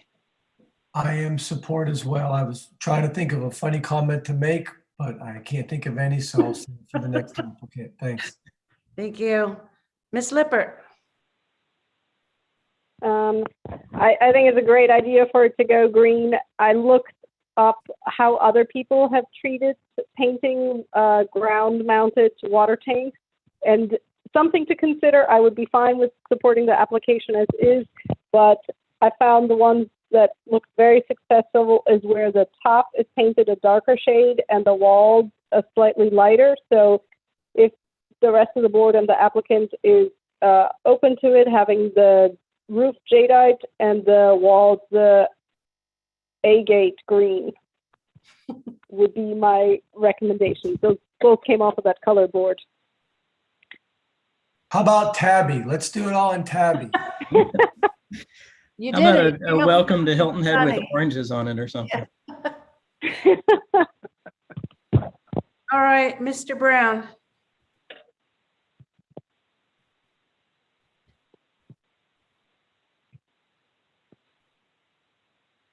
Mr. Brown? I support the application as submitted. I do encourage PSD number 1 to consider planting some bushes in front of the chain link fence at some point.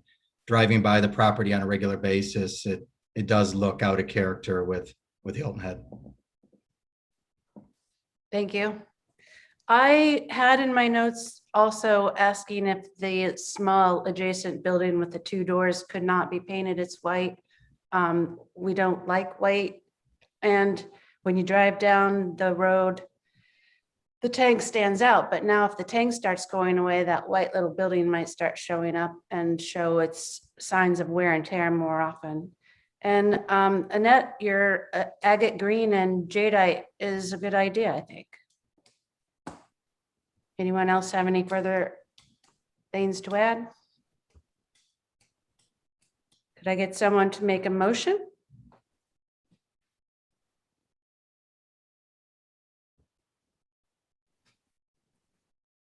Madam Chair, I have a question before proposing a motion.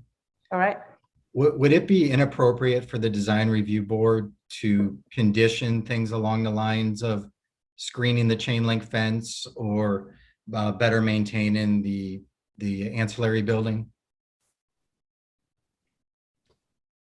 I'll actually refer that over to Chris or Teresa, but I think that because it's a PSD, they have to keep an open view into the tank and the building and the pumps in there. Is that right, Chris? We don't have, well, I'll address the maintenance first. There's not a maintenance ordinance on the books, so there's no way for us to enforce that.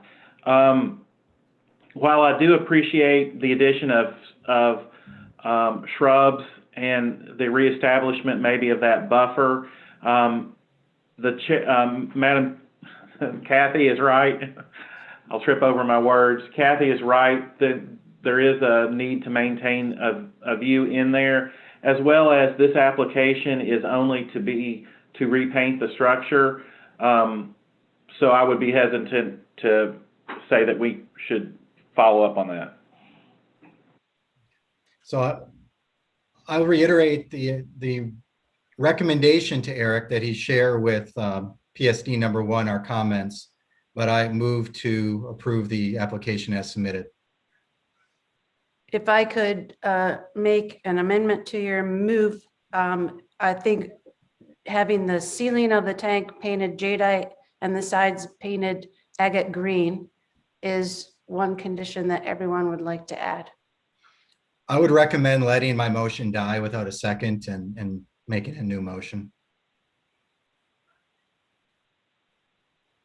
All right, I'll make a motion for water tank DRB 001868-2021 to be approved with the following condition: the ceiling of the tank be painted jadeite and the walls surrounding the ceiling be painted agate green.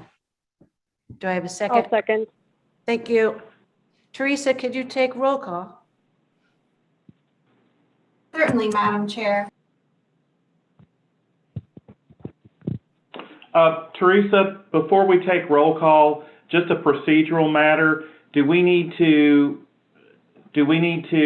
some way acknowledge that the first motion has died without a second? Chris, this is Teresa. I believe Mr. Brown did that by withdrawing his motion for lack of a Okay. second. Okay. Thank you. Sure. Mr. Brown on the motion? Approve. Ms. Lippert? Yes. Mr. Molesky? Yes. Mr. Karstens? Yes. Mr. Bassett? Yes. Ms. Voss? Yes, Motion passes 6-0. thank you. We will move on to project Circle Center Signs DRB 0017774-2021. It is my understanding that Mr. Karstens will be recusing himself from this project. Yes, this and the following project. Perfect, thank you. We are going to have, oh, is the applicant available, Teresa? Yes, ma'am, they are on the line. Perfect. We will now have a presentation from staff via Shay. Hi, can everyone hear me? Yes. Okay, great. I did want to say a hello to Mr. Brown and Mr. Bassett. Welcome. I've not come before the board since they've joined. I'm the landscape associate, urban design associate for the town, and work with Chris on the implementation of the design guide as one of the roles that I play here. Chris, if you could stop sharing your screen, I can share mine.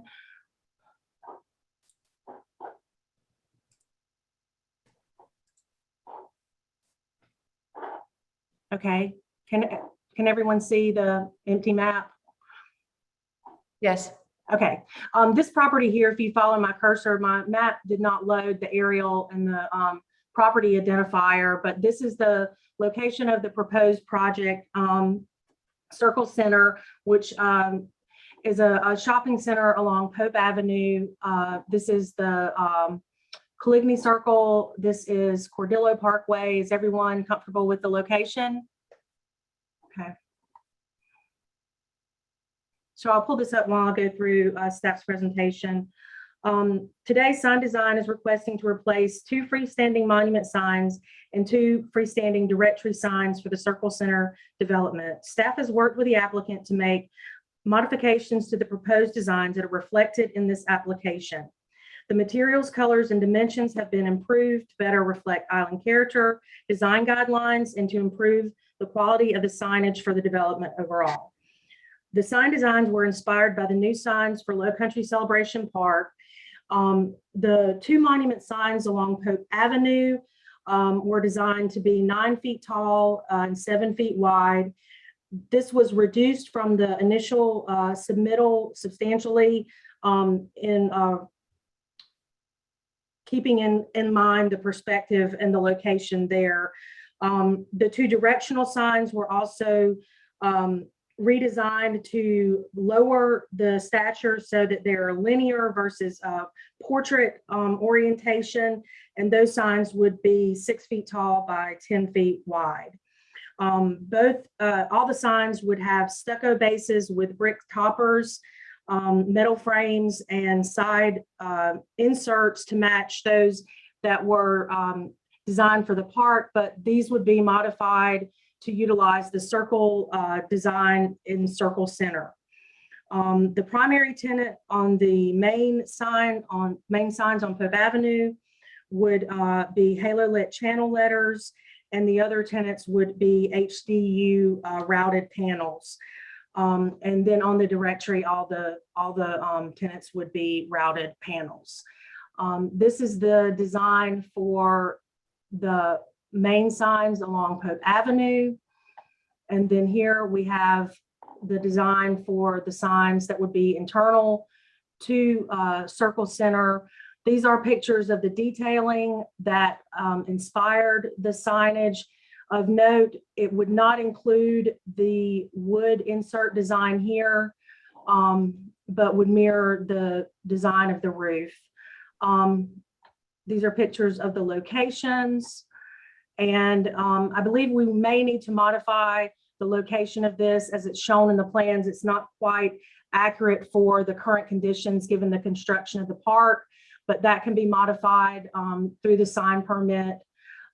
These are just the details of the channel lit letters, and here the location of the signs. I believe this location here will shift more to this area. And that concludes staff's presentation. If there are any questions, please let me know. Thank you, Shay. I'm sorry, I did not go through my recommendations. Okay. The staff recommended, let's see. Staff recommended that the sign permit include the engineered stamp drawings and landscape plans. And the Forest Beach ARB has emailed in the approval, their approval while actually earlier in the meeting. So thank you. Thank you. Is David and Sean available? I am. I am. This is Sean. And if David, will you pronounce? Yes, David Carpio. Thank you. You guys will have 10 minutes to add to Shay's comments. Well, I guess I can start. David and I first met on this property. The current signs there now are old, outdated styrofoam over with stucco signs. And when Bilo left, it required the tenant panels to be removed and leaving some exposed some exposed styrofoam. So David and I worked together to develop a sign system that's more representative of what they want the center to reflect. So I think we've definitely made some positive improvements. We're in the same footprint of the current signs. The second directory sign that we're installing was actually knocked over during construction of either the sidewalk or the park. I don't know which. So that sign is not currently standing, but last time I saw it was laying on the ground. So we're not adding a sign. We're just simply putting one back up where there was one previously. Shay and I worked diligently through this together to and with David's input to come to some agreement on a few minor changes. Like I said, we initially were reaching out for that to match the height of the signs that are standing now. We're a little bit below that now, so they're all in the same footprint, in keeping with island character. And we worked through this together to kind of dress up the center and make it more representative of what you want to see on the island, and something that gets easily changed when somebody leaves rather than having to cut a hole in a sign and expose stucco. So this is a sign that will last, through tenant changes and make adjustments as needed without having a negative impact to have a blank space or such. So that's all that I have. If David's got anything, I welcome his comments. No, I appreciate everyone's help going through this process. We're based in Atlanta, so things are a little different in down on the island. So we appreciate everyone's help. This is one step of many that we have for the property. The landscape is next, and then when we get the big anchor tenant, then the next will be the building. So we appreciate everyone's help of trying to transform the shopping center. Thank you. If you'll stand by, we might have questions from the board. I will start with Mr. Brown. I support the application. I'm happy to see redevelopment in Circle Center. I agree with staff's request for a landscape plan. I believe that plan can be reviewed and approved by Shay and/or Chris. I have one question for Shay, and that is, why is this within our purview? Is it because of the size of the sign? Correct. All right, thank you. Thank you. Ms. Lippert. Thank you. I have a question only because I don't really understand what it is. It's the statement about the channel letters are halo lit. Can maybe Sean or somebody explain to me what that really means and which letters we're really talking about?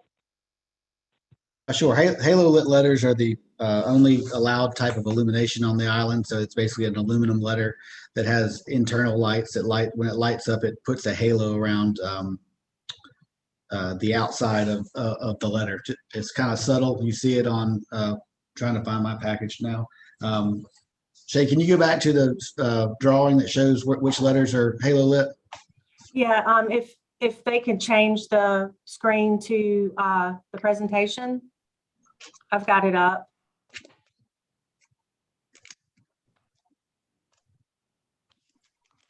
So the name of the center, circle center, and the main tenant would be the only ones. The rest of them would be routed HTU. The address would also be non-illuminated. Idea is to give the anchor tenant some separation from the smaller tenants, and also to give a lighted identification of where you are for those people that are looking for Circle Center. Okay, and thank you. That explanation helps, because for me, the key was to understand it is an aluminum letter, and it's just basically sort of backlit that shines out. Did I understand that correctly? That's correct. I believe in the package there was an example of one that showed Shay, it's a page, it's not, can you pull up the page that shows the halo lit letters? Yes, I have it up. Teresa or Chris, could you take us back to my screen versus the presentation screen? It has to be switched back. Annette, basically the letters they're hollow in the back. The sides return to the back. They're hollow in the back, and the lighting is put inside there. Then they're pin mounted with a space away from the back a little bit, and that allows the light to glow out around. Yeah, I'm sorry. Okay, I thank you. apologize. That's okay. They're located That's in fine. various places on the island. The closest to town hall I can think of would be the fresh market shops. All of the letters along that development are halo lit channel letters. Perfect. Yeah, I just wasn't familiar with the terminology, so I just wanted to make sure I was understanding. And my other question was just that I saw a sort of poke-mounted junction box. I would like to see that as a condition that has to be hidden by the landscaping. Say that again? If I'm understanding correctly, that power supply looks like, and I may be misunderstanding it, it looks like it was a post mounted sort of behind the sign or something. Being that it's double sided, that'll be internal to the sign, so you won't be able to see it from that's just the drawing just shows where it will be in a UL listed and appropriate fixture, and that will be all internal to the sign itself. Perfect. You've answered all my questions. I'm good with the application and staff comments. Thank you. Thank you, Mr. McAllister. Thank you. I think it looks great. I only have one question. I see like the little brick base. Is there a brick you guys had in mind or something on site that you're trying to match? Or has any thought been given to what kind of brick that is?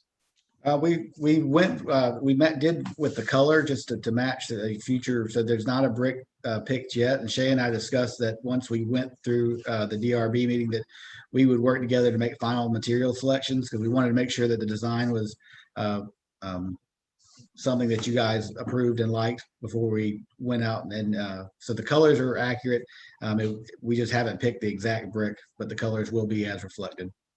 Okay, well, I'm fine with the sign. I think it looks nice. It's a big improvement, and I'm comfortable with staff's oversight on the brick selection. Thank you. Thank you, Mr. Maliski. No comments. Looks great. Thank you. Thank you, Mr. Bassett.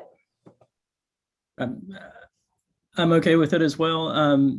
Just one question on the backlighting or the halo lighting. Is there a color specified, color temperature of that lighting? Is there a requirement for that? All lighting would be required to be below 3,000 Kelvin. Typically they're 2,700, but we will review that as part of the sign application as well. Okay. Yeah, I'm fine with it as long as you're providing oversight on those types of issues. Yes, sir. Thank you. Thank you. I think the signs look great. Shay, you did a really good job of working with them to get some island character in there. Thanks for making them smaller. And I agree with your comments that if you get stamped engineered plans and landscape plans submitted with the sign permit, I'm happy with you reviewing it. Thank you. Thank you. Did I get a motion? I'll make a motion regarding circle center signs DRB 001774-2021 with the following conditions: that stamped engineered plans and landscape plans are to be submitted with the sign permit. Thank you. Do we have a second? Second. I'll second. Thank you. Teresa, can you take roll? Certainly, Madam Chair. Mr. Brown? Approve. Ms. Lippert? Yes. Mr. McAllister? Yes. Mr. Molesky? I see a thumbs up. Thank you. Mr. Bassett? Yes. Ms. Foss? Yes. Motion carries 6-0. Thank you. Thank you. Thank you. We will now move on to Parker's signage DRB-001870-2021. As stated before, Mr. Karstens will be recusing himself from this project. Shay Farrar for the record. Again, I apologize, my PDF isn't loading. It's quite a big file. This is the location of Parker's here. This is William Hilton Parkway and Matthews Drive. Is everyone comfortable with the location? Okay. I'll pull up the sign spec while I read through staff's recommendation and presentation. Parker's Kitchen is applying for modifications to the existing freestanding signs for Sea Turtle Marketplace. The sign located on the corner of William Hilton Parkway and Matthews Drive will be dedicated to Parker's alone. Any existing tenant panels will be removed. The portion of the sign associated with the Sea Turtle Marketplace will remain, and the lower portion of the sign is proposed for modification. The colors proposed by Parker's are those that are currently in the sign system for the plaza. Staff's recommendations are based on this rendering. We do have an update that was provided today by the applicant, so I will share that, but I'll read through the recommendations based on the original submittal. Staff's recommendations would be to keep the address as it's currently on the sign, to remove to reduce the changeable copy to 8 inches in height, which is an LMO requirement. The changeable copy and the gas descriptions should match the address color also. The acrylic letters for the gas descriptions would be 1-inch thick stud mounted rather than flat panels. The background color would not change. It would remain the same as the monument. Acrylic letters for the gas descriptions would be 1-inch thick, stud mounted, and the changeable copy would also match. That completes staff's presentation for that application. I will share now the update that was provided based on those comments being provided to the applicant. As you will see here, the updates included the change in the size of the changeable copy, but the applicant would like for the board to still consider the blue background for that area of the sign. So I will add that for your consideration.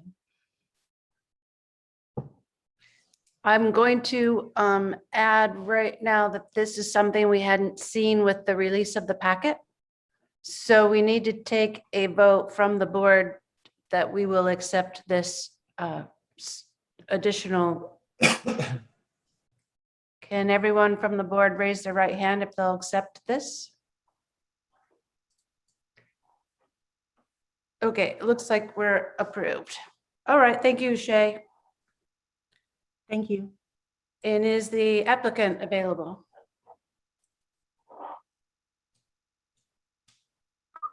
Natalie from Blair Image Elements is on. Can you hear me? Yes. Hi, nice to meet you. If you want to add additional comments to Shay's presentation, you will have 10 minutes. Sure. Yep, absolutely. So Shay covered everything that we had revised.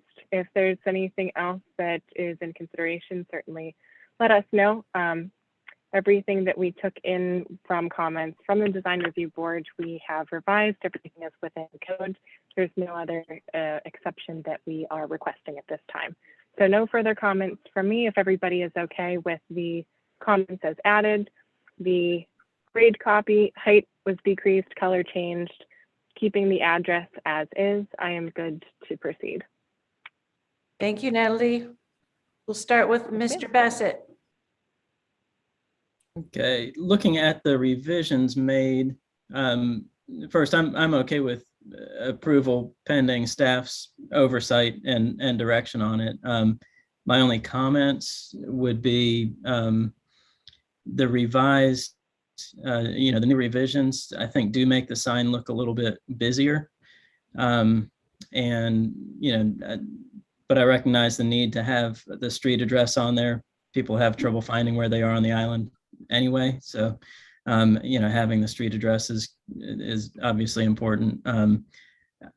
Maybe changing the font on the club regular and club to something that's not italicized to match up with the font on the address panel might clean it up a little bit. But other than those minor comments, I'm okay with it. Thank you. We'll go to Mr. Molesky. Sure. Yeah, I like the colors. I mean, I wish that I had more influence over or better understanding of why the heck we still have to keep putting the price per gallon on there. To me, that just looks so junky. I mean, if you need gas, you need gas. I can't imagine one place being that much more expensive than the other place. But and that kind of ties into what was just said. It just makes it look too busy. But otherwise, I like the colors, and thanks for your work. Thank you, Mr. Molesky. Mr. McAllister. I'm in support of the project, and I support staff's comments. I guess the only comment is if you can make gas not $3.19 a gallon, but I don't think you have any control of that. Thank you. Ms. Lippert. I support staff comments. I've been pondering this new version of it, and because I do think it feels crammed, and the best thing I can come up with is if the club price and the club regular and the club price can come inboard to justify to parkers. I think that will help the reading, the massing of the sign. That's all. Thank you. Mr. Brown. I have nothing to add, and I'm somewhat indifferent about the background color where the prices are listed. So you just added that. No, I mean, I'm okay approving it as submitted. I'm okay. I mean, to me, this was more of a staff review than I support the application. Thank you. I'm not in favor of that bottom blue band. I think it makes the sign way too busy and way too commercial for what the rest of the signs are there. And I liked Mr. Bassett's idea of making those letters for the club regular and club non-italic. And also Annette's idea of bringing the changeable prices in so that they are directly under Parker's will allow getting rid of that blue color at the bottom and make Parker's and those prices relate to each other. That's my 2 cents. Does anyone else have any other comments? Can I get a motion?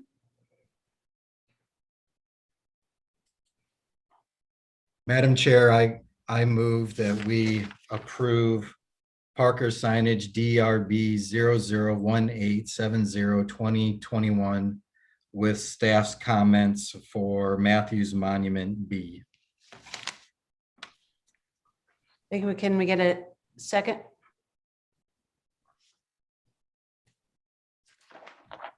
Aren't we looking at Monument A right now? Correct. Yeah, I was about to add that. It would be for A. I'm sorry, I would like to amend that motion to include staff's comments for Parker's Monument A. If it's okay, I'd like to clarify those, just because there were multiple monuments here and I focused on the main monument sign.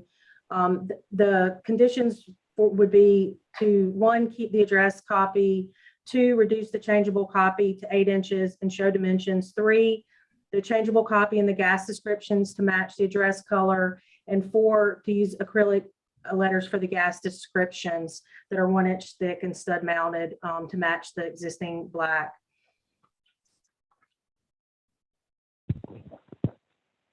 Now, I'm sorry, I'm confused. Are we gonna Same here. look at each monument sign separately, or are we gonna just do this whole package? I think I missed the smaller monument signs. Those are really more of tenant panel updates. So the major modification is the primary monument, but I will pull those up and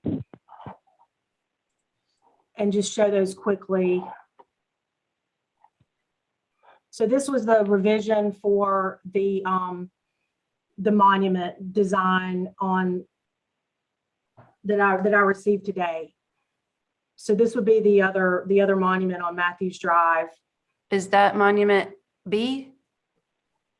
This is Monument B, yes, ma'am. And then this would be Monument C, which is along William Hilton Parkway.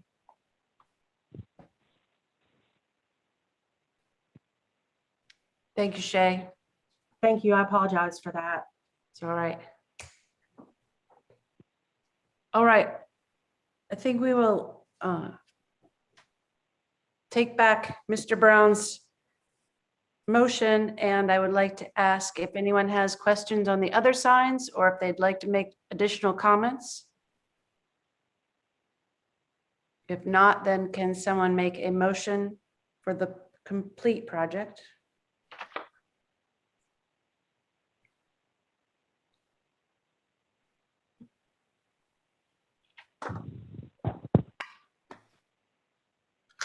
Madam Chair, I'll make a motion Thank that you. we approve Parker signage DRB 0018702021 with staff's recommendations as listed in the staff report. Do we have a second? I'll second. Thank you. Teresa, could you take roll? Madam Chair, Yes. for discussion purposes, if there was anything else that any of the board members wanted to add to amend the motion, I believe this would be an appropriate time, or we can simply approve the application with staff's recommendations. When a motion is made, if someone on the board has a change to the motion, it needs to be done before it gets seconded. Otherwise, the second finishes it. I understand. I believe we could amend the motion with a subsequent motion, but it's fine. I'm ready to support. Okay. Teresa, could you take roll? Certainly, Madam Chair. Mr. Brown, Approve. Ms. Lippert, No. Mr. McAllister, Yes. Mr. Molesky, Yes. Mr. Bassett, I'd also like to see the recommended changes made or reviewed by, or I guess taken into consideration by town staff. I'm in support of approving. If it's okay for me to suggest that town staff still take those into consideration. I will do that. Thank you. Madam Chair, would we like to make that a part of the motion? We need to because we're going to have a non-approval if we look at my vote as well. If I may, I would suggest Mr. Brown withdraw his motion and we restart. Thank you. Would someone like to make a new motion? Does Mr. Brown first have to withdraw? I believe the motion was going to fail, but I'm happy to withdraw the motion. Okay. I don't have the DRB numbers. Well, yes, I do. Sorry. I'll make a motion for approval of DRB 001-870-2021 with staff comments, as well as no italicized text on the club regular and club, and bringing in the price signs to justify with a Parker sign. That concludes my motion. I would like I'll to second. add an a second to your, an amendment to your motion that they look at taking away that blue band on the bottom behind the changeable prices. I'm not saying it has to be done, but I would appreciate them looking at that. On Monument A. I'll second. Thank you. Teresa, you can call roll now. Mr. Brown, Approve. Ms. Lippert, Yes. Mr. McAllister, Yes. Mr. Molesky, Yes. Mr. Bassett, Yes. Ms. Foss. Yes. Thank you, Teresa. Certainly. Motion carries 6-0. We will now move on to Marriott Sunset Harbor Point DRB-001875-2021. And in this case, Ms. Lippert is recused. Hi, again, Shay Farrar for the record. The Marriott Harbor and Sunset Point is located along Shelter Cove Lane, Broad Creek to the north, in the Shelter Cove area. Is everyone comfortable with location? Okay. Let's see, I'll scroll down here to the main sign here. The Marriott is requesting modification of the monument sign for Marriott Harbor Point and Sunset Point. The existing sign is located on the stucco fence that runs along the frontage of the property along Shelter Cove Lane. Associated with the rebranding of Marriott, the proposed changes would modify the shape of the sign area to remove the arch at the top and remove the existing sign panel. The fence in the sign area would be refinished to match the existing stucco color. The new sign would be applied aluminum letters that are 2 inches thick and stud mounted on 1.5-inch spacers. The proposed color is dark gray. The landscape plan that was provided with the submittal is meant to represent the existing landscaping, which would be maintained consistent with the property itself. Staff is recommending approval with one recommendation that the address be moved to the top and suggests adding the road name to help balance the composition.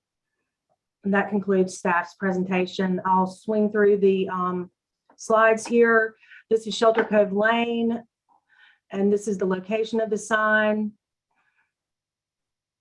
These are details. This would show the new flat top design for the sign, and this is the landscaping.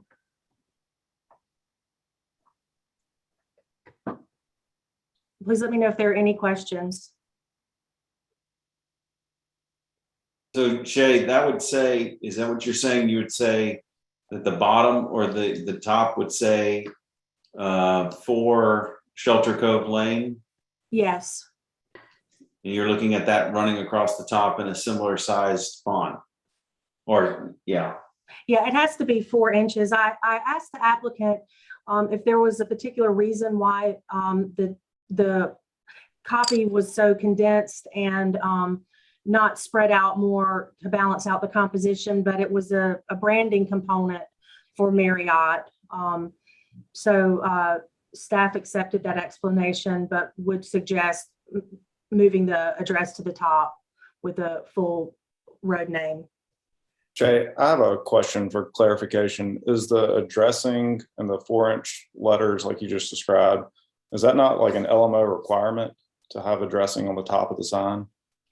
No, it's not specifically an LMO requirement. We work through fire and rescue to make sure that properties are identifiable and addressed in a way that will help folks identify them. Some cases where a property is on a corner, we do require the full address name. For properties that are not in any confusing type of location, we will accept the letter.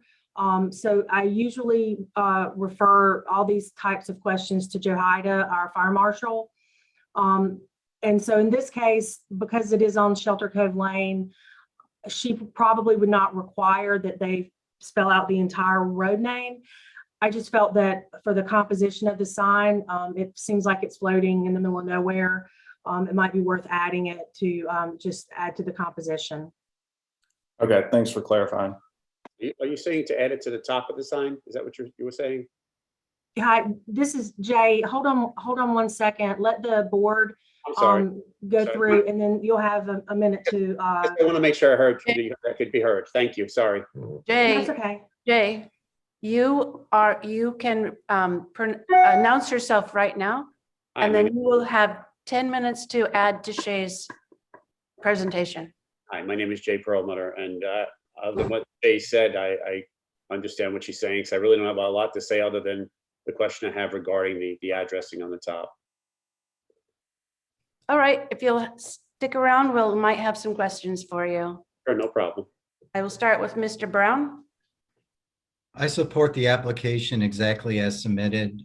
In my opinion, adding Shelter Cove Lane doesn't do a whole lot. Thank you. Thank you. Ms. Lippert.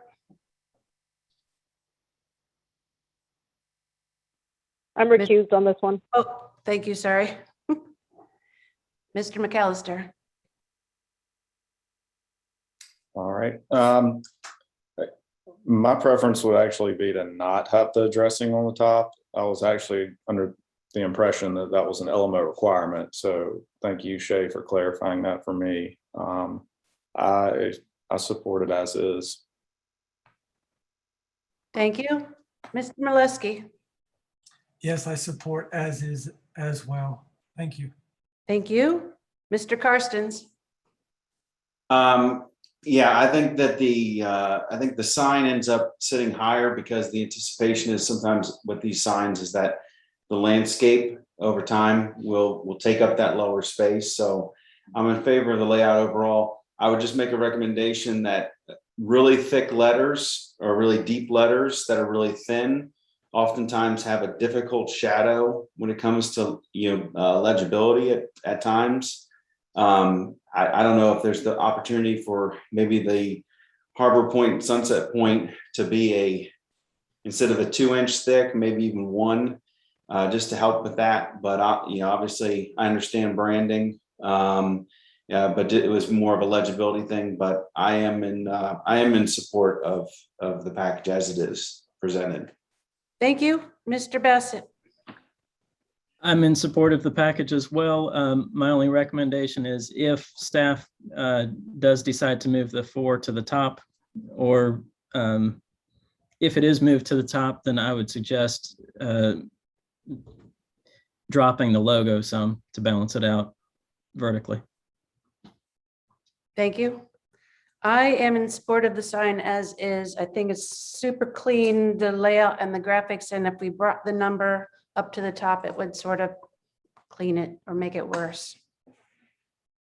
So does anyone have a motion for this project?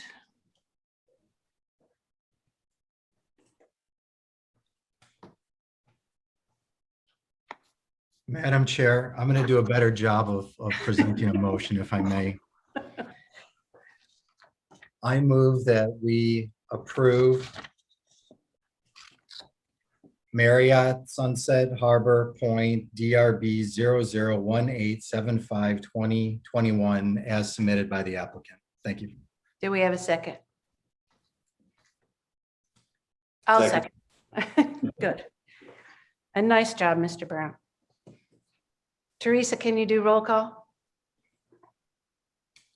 Certainly. Mr. Brown,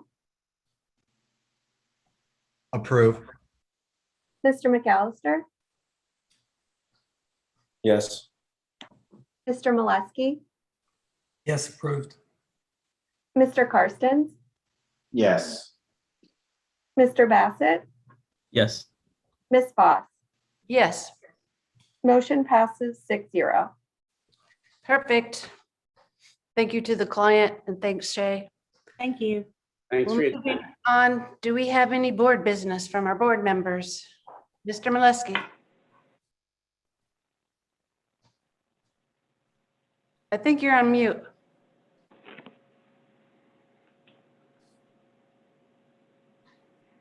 I don't know.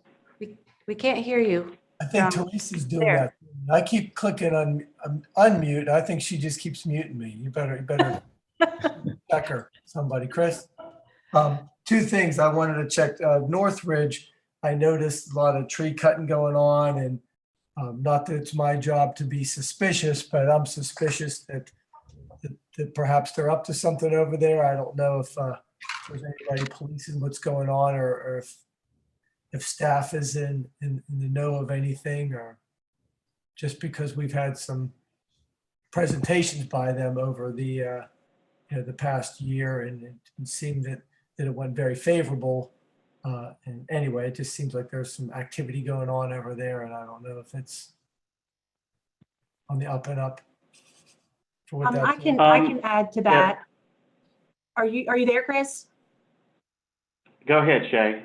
I was going to say, that is an application that came before the Design Review Board.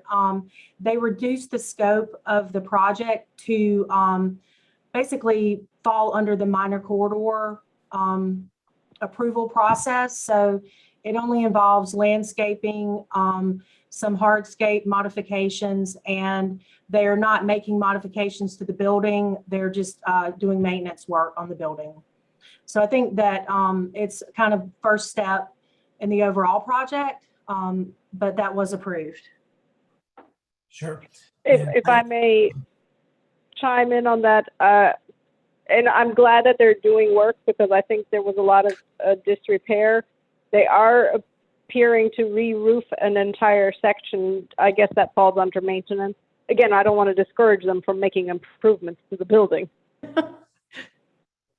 I think I saw the same roof. They're not replacing it with shingles. I mean, they're not doing it with shakes. They're doing it with shingles, aren't they? They're allowed to replace with the same material. That is what keeps it from coming to you all. In other words, if they were to change the material, that would require your all's approval. So I thought they were replacing it with wood, but we can certainly check on that. And to John's point, please, let us know when you see something or are concerned. Thanks. So that kind of, sorry. Go ahead. So that just kind of rolls into the next thing because, and not to sound like a complainer here, but with staff being so on the ball here, and maybe this is something Mr. Brown was even alluding to, but for us as the DRB to spend time reviewing Circle Center signs and Parker signs and Harbor Point sign, and those all seem like those are items that could most likely just be approved by staff. And then when I see the Northridge guys out there, which is such a big exposure place, and I'm sure they're pushing the limits on the amount of trees that they're limbing and everything that's going on there. What's the balancing act of how much we really need to review as a DRB and, based on the size and scope of the projects?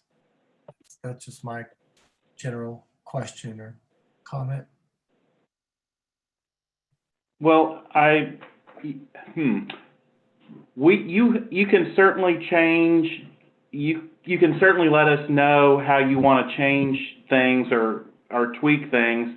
There are some limits set by the LMO, but generally in the past, because there were concerns raised with renovations of signs that were 40 square foot. So these are existing signs that would have fallen in, if they were new signs, would have required your all's review and approval. But these are existing signs that are getting renovated. Then they typically have come to you all. The DRB was concerned about them, and so we required that it come to the full DRB. Now, that has been a practice on how we've interpreted it. If you all feel that there's too much of a workload and would like to assign that more to staff, we can change that and go back to just where you all would be reviewing new signs. Again, that's something that you all could change if you want. And if you want to discuss that, you can. Thank you for sharing. Obviously, it's not just my decision. I just wanted to bring that out and see if others felt the same as me or not. Sure, I think you understood. brought up a good point, John. Today was just unusually heavy amount of that kind of review for signs. I don't think we usually have that many. That's correct. I would agree. John, I understand what the LMO says, and I agree with you. I can only speak for myself. I'm not an architect. I'm not an urban designer. I believe Shay and Chris are more qualified to review signs than I am, but that doesn't necessarily mean that I'm saying that the board shouldn't be involved, but I completely understand what you're saying. Do we have any other board business? Chris, do we have a staff report? Minor court order? Yes, ma'am. Okay. Yes, ma'am, and I'll run through it real quick, and if there's any questions, let me know.